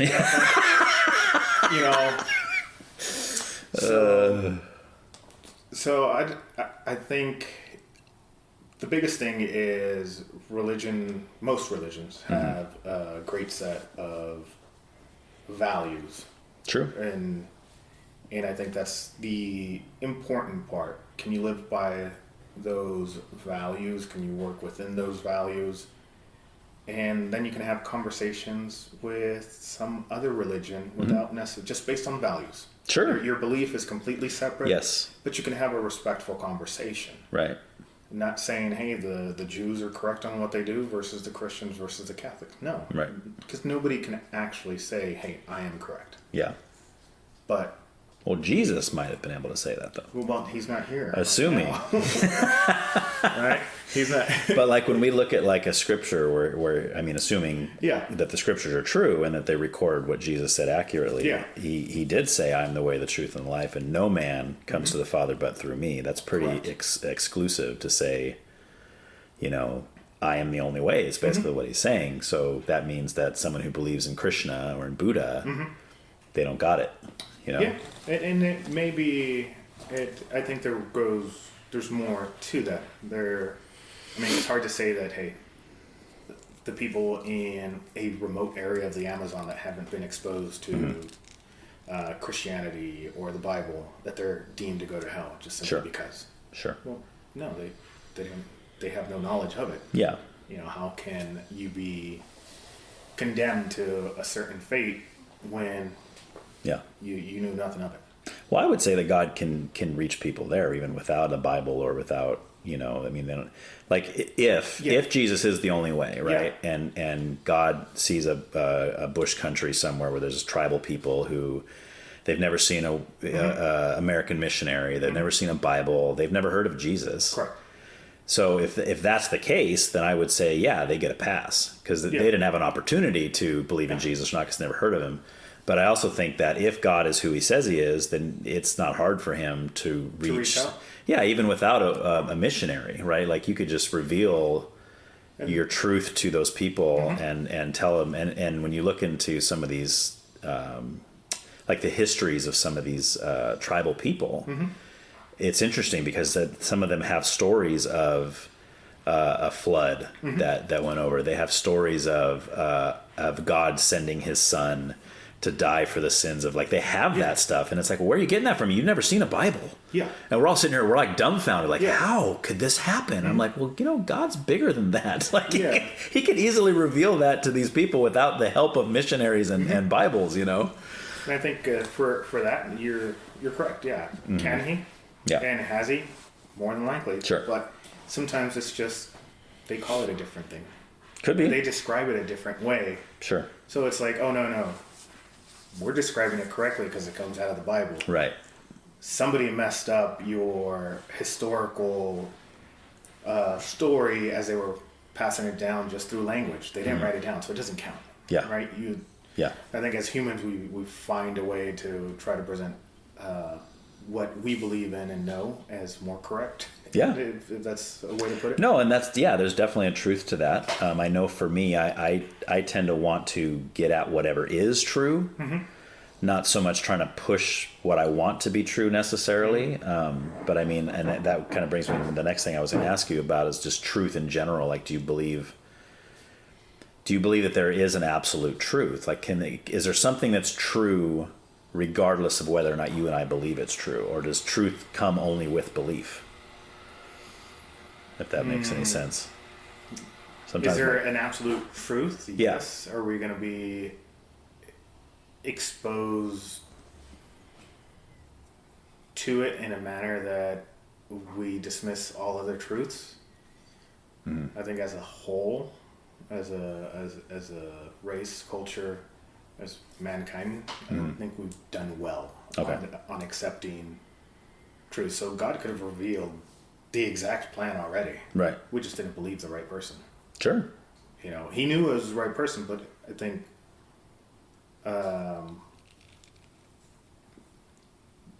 just as humans, we have a way of creating our own agendas. Yes. I mean, if you take it back to the stories of the Bible, when Jesus was here, the people that could believe him and could have saved him and could have kept him from doing it, they went on a different truth. So the absolute truth was here, but people didn't believe it.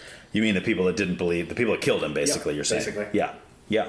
Of course, yes. So it's Yeah, the question is there an absolute truth? And even if that is true, there's still going to be people that don't believe that absolute Right. truth, right? I mean, even like you said, even if we were to say that Jesus is that truth and Jesus is the only way, that doesn't mean God's going to force people to believe that, or it doesn't even mean that everyone is going to believe that message, right? Because Jesus came, he taught, he died. I mean, for the sins of mankind, and that doesn't mean everybody was like, oh, thank you, Lord. Yeah. No, there's the people that were like, oh, this guy is a heretic. He's anti-God, right? Like some of the religious Jews of the day were ready to kill him because he was claiming divinity as a man. And if you claim to be God and you're not, that's bad. Yeah. Right?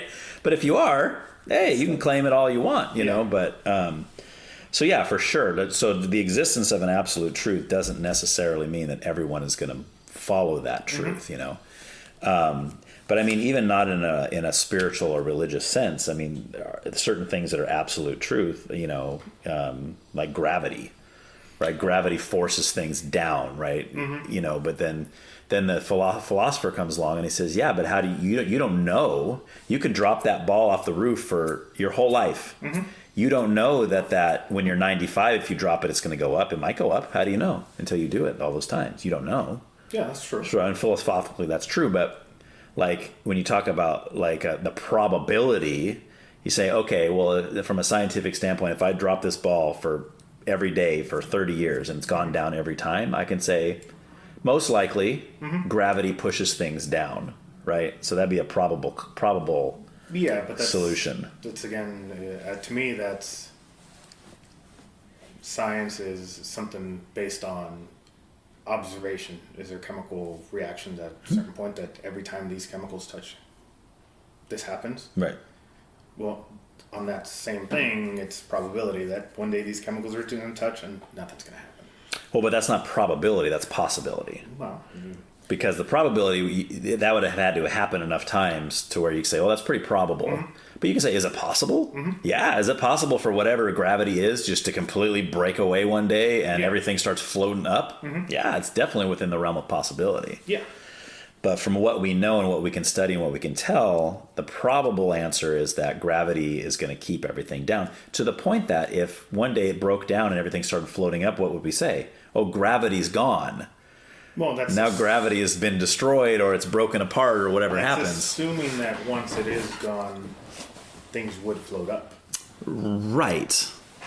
Yes, but that's the only way we would even question it, right? Well, if nothing started, if gravity's gone and everything smashes down into a pancake, well. Oh, okay, I see what you're saying. Yeah, like the opposite. Yeah, could happen. The opposite could also be true. So these are all just, I guess, assumptions in a sense. To where what happens when you remove it, or if it's gone. I guess I was just touching on that with Jimmy. There's certain things that just don't really matter. Does it really make a difference for you to know whether the Earth is round or flat? Yeah. It does if you're going on a trip. Does it? I mean, I would hate to walk off the end, well, or drive off the end, like, oh man, the flat earthers were right. Yeah. Yeah, you must have been going really fast. Yeah, I agree. There are a multitude of things that don't really matter whether we have the answer to it or not. I agree with you, but I think we'd both agree that the idea of God, if there is a God, who He is, what His purpose is, what His purpose for us is, if there's a plan of redemption, all those kind of questions, those are very important questions, right? I mean, because if there is a heaven, if there is a hell, and if Jesus is right in saying He's the only way of salvation, that's something I need to know. Yeah. Right? That's important, because I don't want to be in hell for eternity and be going like, oh, I had the opportunity. Yeah, or whatever, or I was an atheist, or I hate religious people, so I just threw all of it out the window and I never looked into it for myself because I hate religious people. But I think society has a role to play in that. 100%. Creating that. Yes, absolutely. And and that's why I said I don't really like religion. I don't think Jesus liked religion either. I think that's why He was spending so much time arguing with the Pharisees and the Sadducees in the New Testament, because they were religious. If He wanted it to have a certain structure, He would have said it. Right. To where, hey, this is the way. Yeah. This is when you go worship. It's you come in. There has to be songs. There has to be I see what kneeling, you're saying. there has to be Yes. And that's always been a challenging thing for me. It's like, where does this all come from? Yes, man. It comes from man. And it just since that's, I guess, for what's pushed me away from certain religions and like I have to do things that you can't explain where they come from. Where did it get created? And it sucks. Yeah. To not have the answer, but at the same time, it goes to not every why is important. Yeah. So. Yeah, and I agree. Like I said, I totally agree with that. Not every why is that important, But me being a why person, like I said, I've been that way my whole life. So when I became a Christian, of course, I added into that as well. Yeah. And I'm the guy that when I'm at church on Sundays, I tend to not do anything that I don't know why I'm doing it. So there's a lot of things that the pastor might say from the pulpit. Say, okay, now everybody put your hands out in reception of whatever we're going to say or whatever. And the whole congregation does that. Yeah. I don't do that. Yeah. Not because I'm trying to be a heretic or trying to be a jerk, but I'm like, why am I only doing this because the pastor told me to do this? Or am I doing this because I feel like God wants me to do this, or I feel like Scripture says to do this? No, it's none of those things. And I'm looking around me, all these people are only doing it because the pastor said so.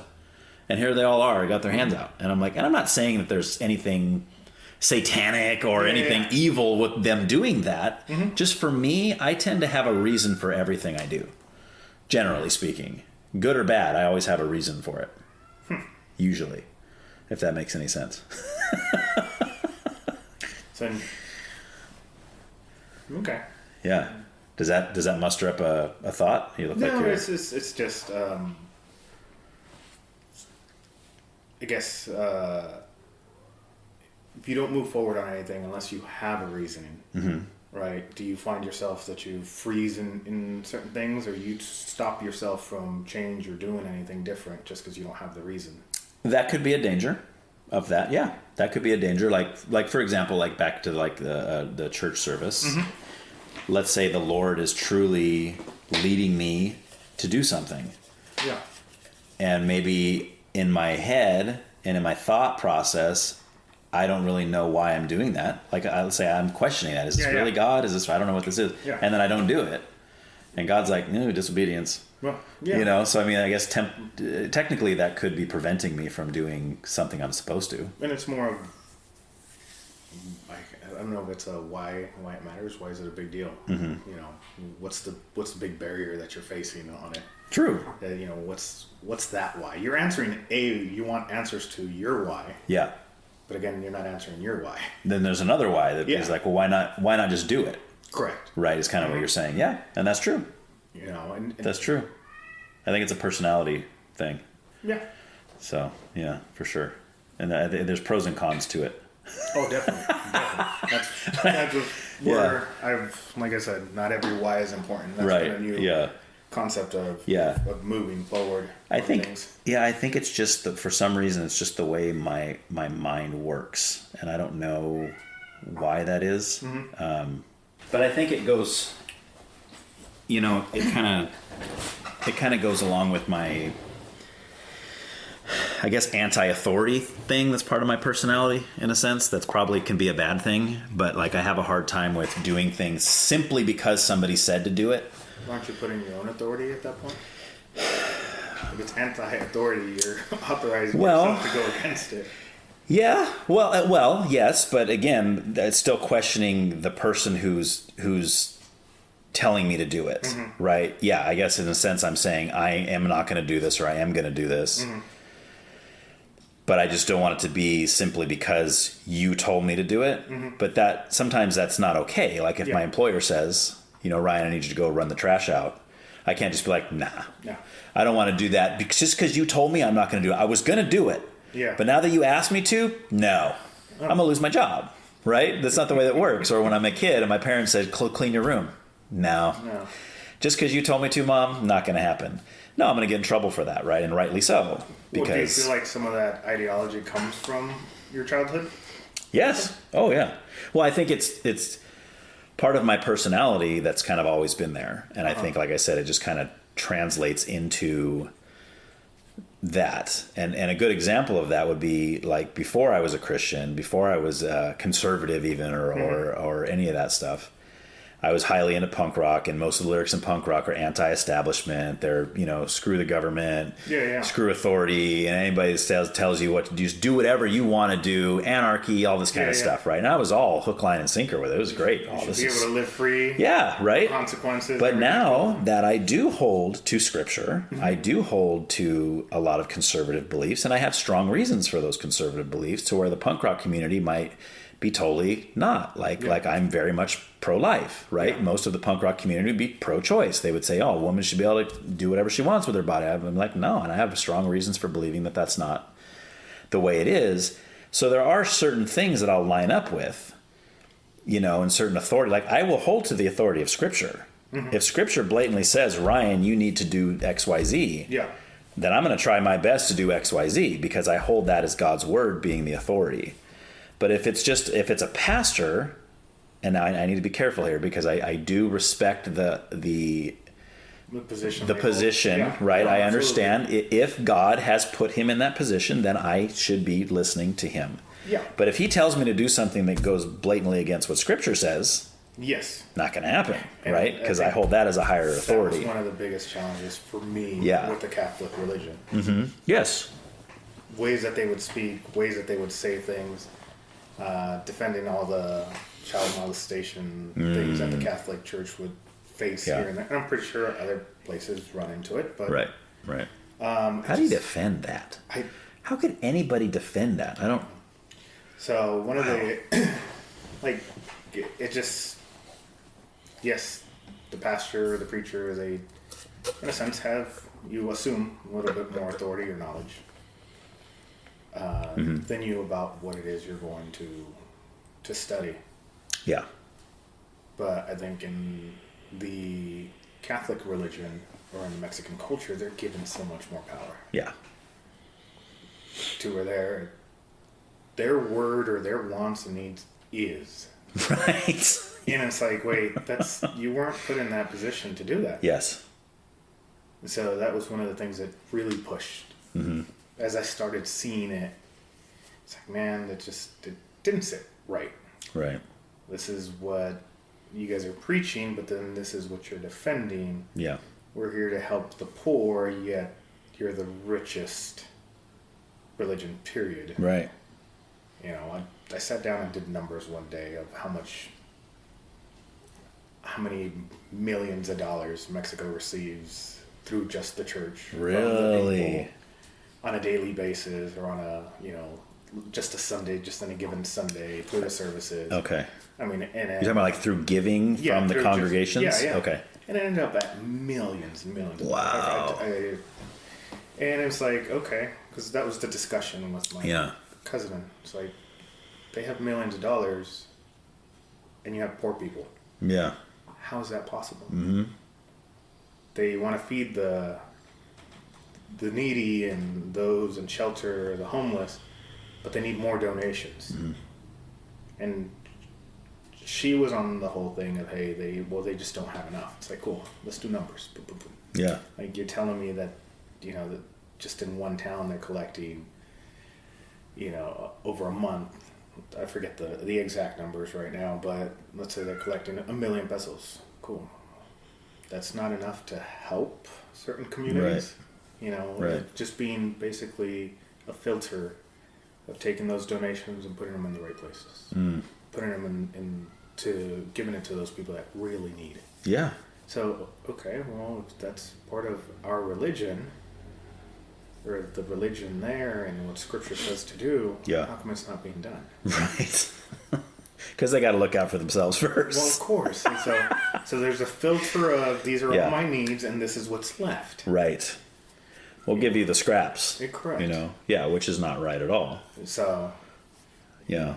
Unless they're viewing it from the whole tithing 10% deal. Right. Well, this million came in, I only need to give 10% out. Yeah. Right. Yeah. So. Which, it's not the way that works, but it's not supposed to work that way. Yeah.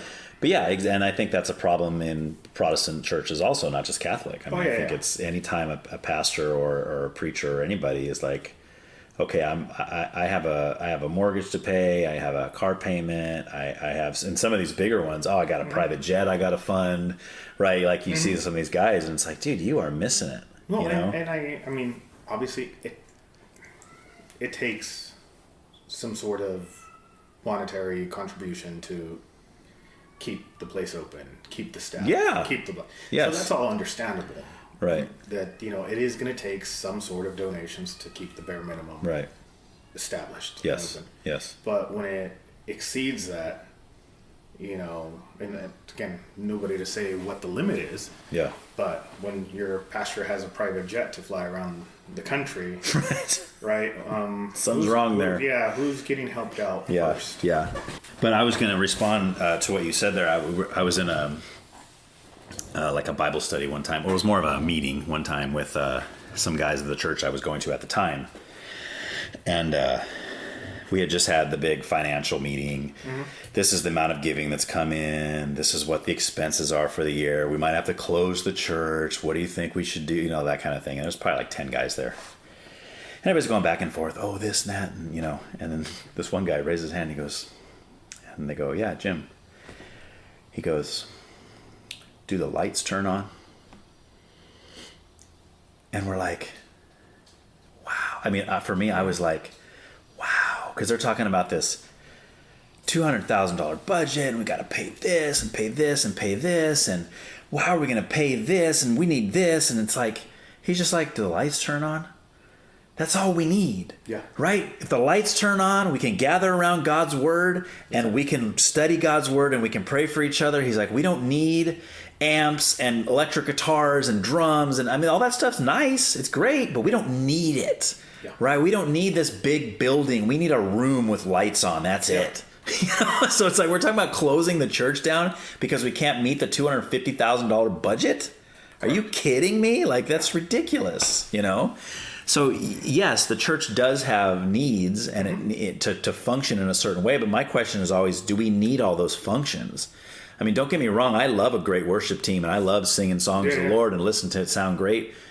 But that's not a make or break. You know, it's not like if we don't have that worship team, all of a sudden we can't be a church anymore, you know? Yeah, but I think it may limit the new people you're attracting. It might. Sure. It's more than anything. Well, in a sense, yes. But I don't know. Do we want, see, this is a controversial statement. Do we want people that are coming because they like the music? Or do we want people that are coming because they love the Lord and want to follow and serve the Lord and study God's Word? I don't think it matters. Either way, it's all the same. Well, I don't think it matters because if it's, again, if we're talking about music, giving music the opportunity, cool. You started listening to a couple and eventually you ended up like, if they're there for just the music, eventually they might actually start listening to the Word. So and it justifies the means kind of scenario. Yeah. It's just out of proximity, you end up kind of becoming part of it. I got a question for you then. What about like some of the, you know, you see the church marquees, and there was one here in town that was like this for a while. And it had on the marquee, you know, like every Sunday it was like a tri-tip barbecue, right? And this was how they would kind of get people in the door. So they could come to church on Sunday, the free tri-tip lunch after service, right? So there's all these people like, oh, shoot. You know, and these make people that are like, I'm an atheist, but hey, I can pretend to be a Christian for an hour while I get some free tri-tip and beans and stuff, you know, some garlic bread. Yeah. So do you think that that's something the church should be doing, or do you think that's... I mean, every church per se is going to do it their own way, but if that's what the leaders of that particular church feel that needs to be done to just at least promote themselves or get people to come. Yeah. Cool. Who's to say that if having 100 of those events and only ending up with 1 or 2 new members, was it worth it? Right. I would say yes. Okay. So but a couple of things would have to fall into place for sure. Like, and of course this has to do with knowing these things, which I don't think we can ever truly know them. But if I knew for sure, first of all, that the Lord was the one that led those pastors to decide to do the tri-tip, right? And that the Lord was the one drawing people to that for the purpose of the 2 or 3 that became people that went to the church, and they were actually saved Christians, studying the Word, and they were just growing every week, then I would say, okay, cool. That's awesome. Cool. Right.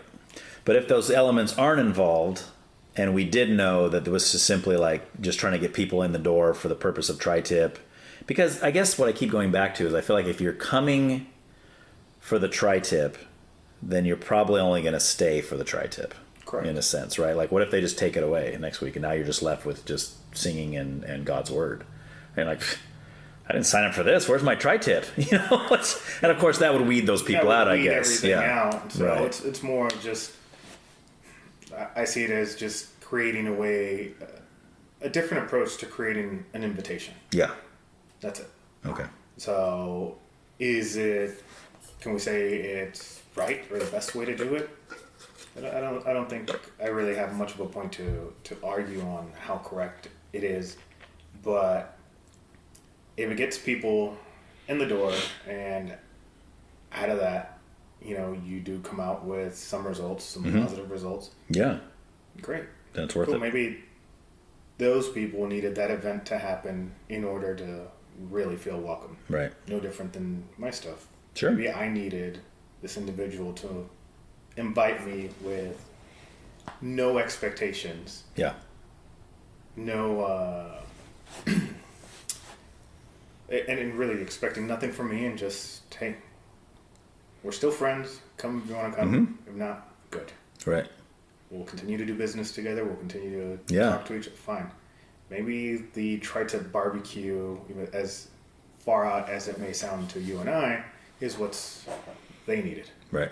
So not so much what the congregation needed or other individuals. Sure. Yeah. So, did your friend ever ask you a second time or just that one time? He just asked me that one time. Okay. That's so awesome. And it took you a year and a half and then you finally showed up. Yeah, he asked me that one time and like I said, I continue to have other interactions with him, other phone calls as far as like, oh, can you come and do this job for me? Can you go check this stuff out? So it's cool. But he never asked again. And so when I did decide to call him, I was like, okay, we'll call him. And I can't tell you exactly where I was at that point in time that made me feel almost compelled to go. Yeah. To at least try it. Yeah. I would say that was the Lord moving on your heart at that time. He may not have done so the year and a half prior when your friend invited you, but that was your friend, the Lord using your friend to plant a seed. Yeah. And then when your heart was ready, you went. Yeah. Right? Yes. And that was all part of the plan there. Yeah.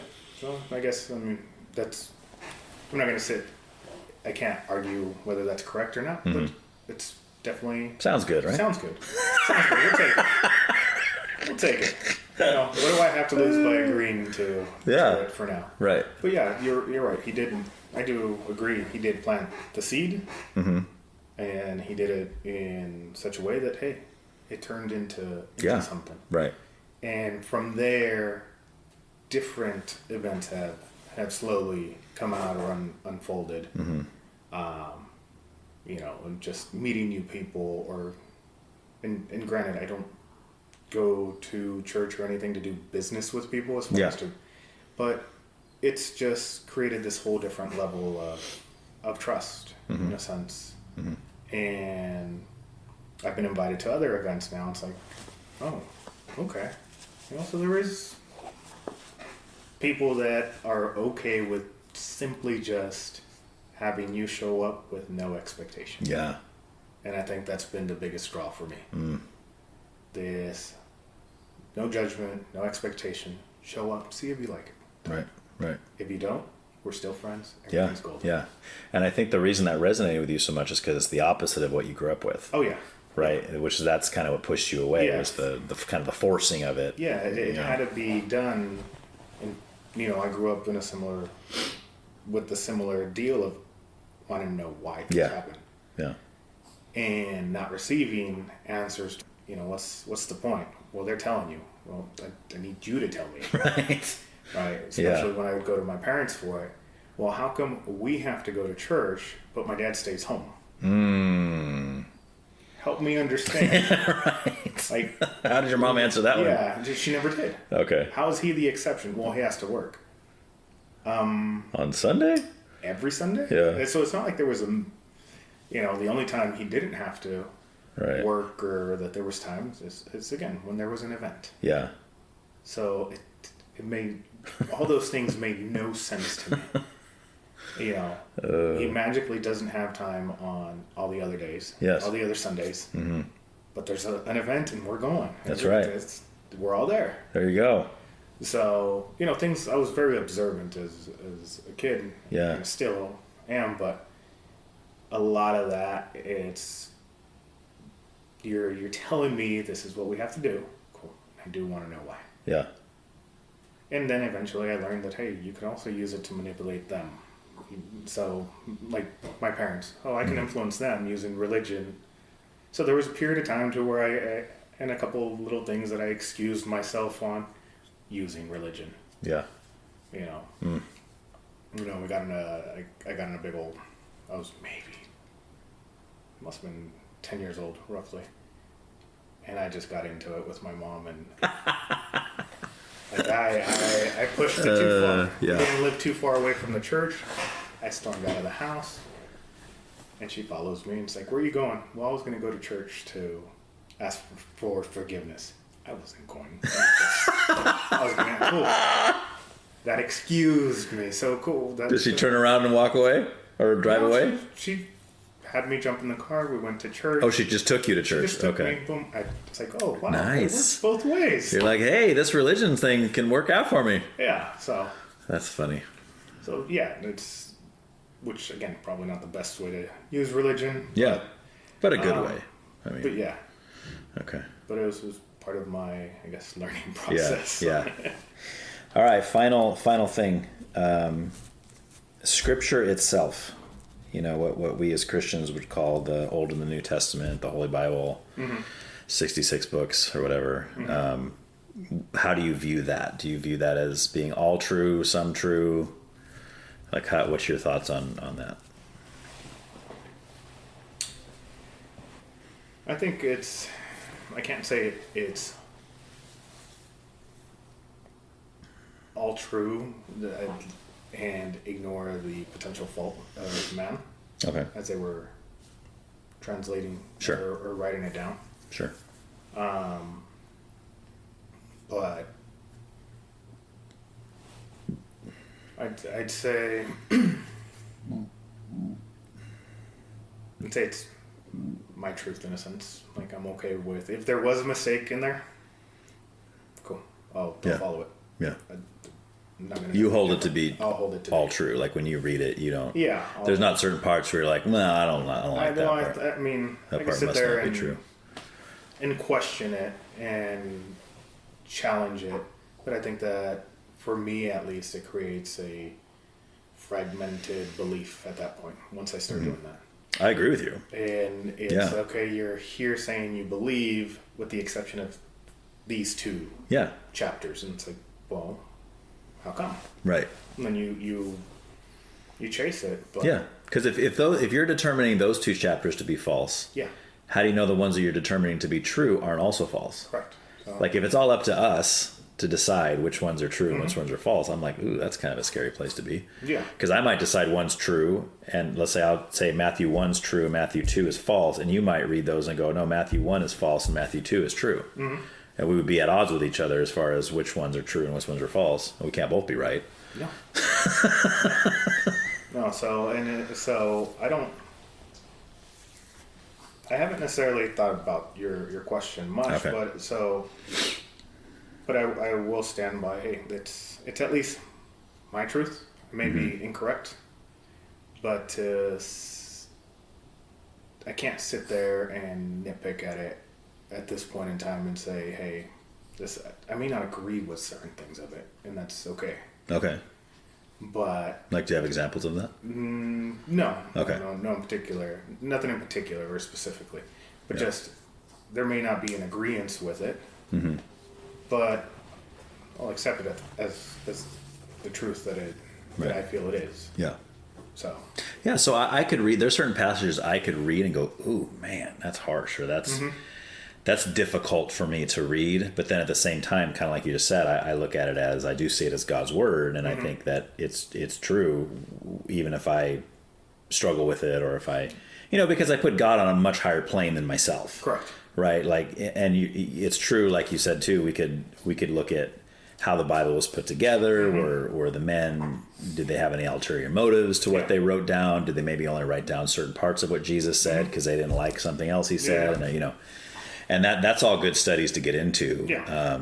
And when you go down that road, at least for me, when I went down that road, I emerged out of that much more stronger in my trust in the scriptures being just, flawless in a sense. I know that's a strong word to use, but, and especially if you go, because we can go back to the original language that it was written in. And people say, well, when it's translated through all the different languages, the translations that's a different question. Like if you're going to ask me if the English translations are all Accurate, 100%. totally accurate to the Greek, I can tell you that they're not, because I've seen certain ones where I would say, I wouldn't use that word to describe that, Yeah.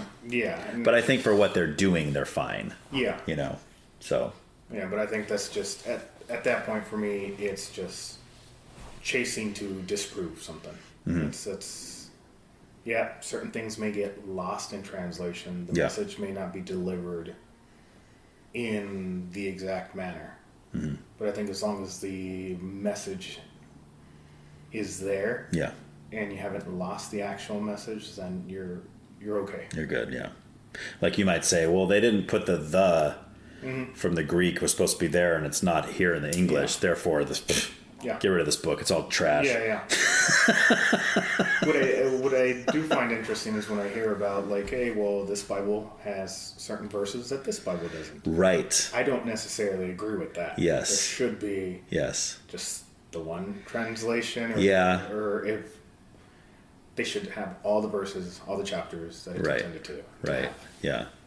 So there are definite.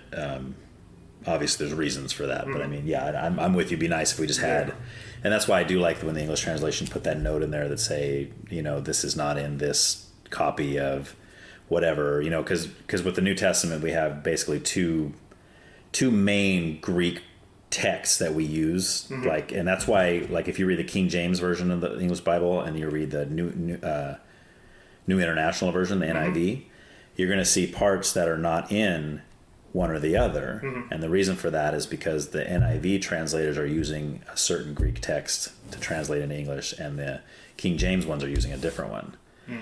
And then a lot of critics will come in and say, well, there you go, you can't trust the Bible, you have two different Greek texts that are saying different things. It's like, well, but they're not really saying, as long as the message is the same. Yes, there's no contradictions. It's not like one says Jesus is the only way and this other translation says, no, there's many ways and Jesus is just one of them. He may be the only way. Right, exactly. Or, this one says murder is a sin, this one says kill everybody you want to. You're never going to see stuff like that, so... so that's what I mean by that kind of study for me, is kind of solidifying it for me. I'm like, oh my gosh, this book that we have is more than anything humans could have ever done on their own. This is definitely has divine hand all over it, because, there's just no way. I mean, especially when you look at how many different writers over a certain time span, all these different professions, from fishermen to doctors to, I mean, and the fact that it's all cohesive. I mean, come on. We could go around our town today and be like, all right, go to McDonald's and say, let me get 20 McDonald's employees. I want you all to write 3 pages on who God is, what he wants, what his plan is, and all that. And then at the end of the day, we're going to put all those 20 writings together and see how much harmony we have. No way. There's going to be all kind of contradictions. One person going to say God's an alien. The other person going to say, all these different things. There's no way. Yeah, you definitely get quite a variety of... Right. Of answers to that. Yeah, for sure. So, all right, man. Thanks. All right, well, that was fun. I hope that was a good time. Yeah, definitely different. Different than anything you've ever done before? Well, yeah, definitely. All right. Well, I like that. I like to hear that. Thanks again for checking out this podcast, and please tell all of your friends about it. Don't let those shadow banning savages win the battle. Also, I would love to hear your feedback. You can contact me at whycan'twetalkaboutthat at proton.me. Make sure that you subscribe so that you will be notified whenever new episodes are released. Thanks.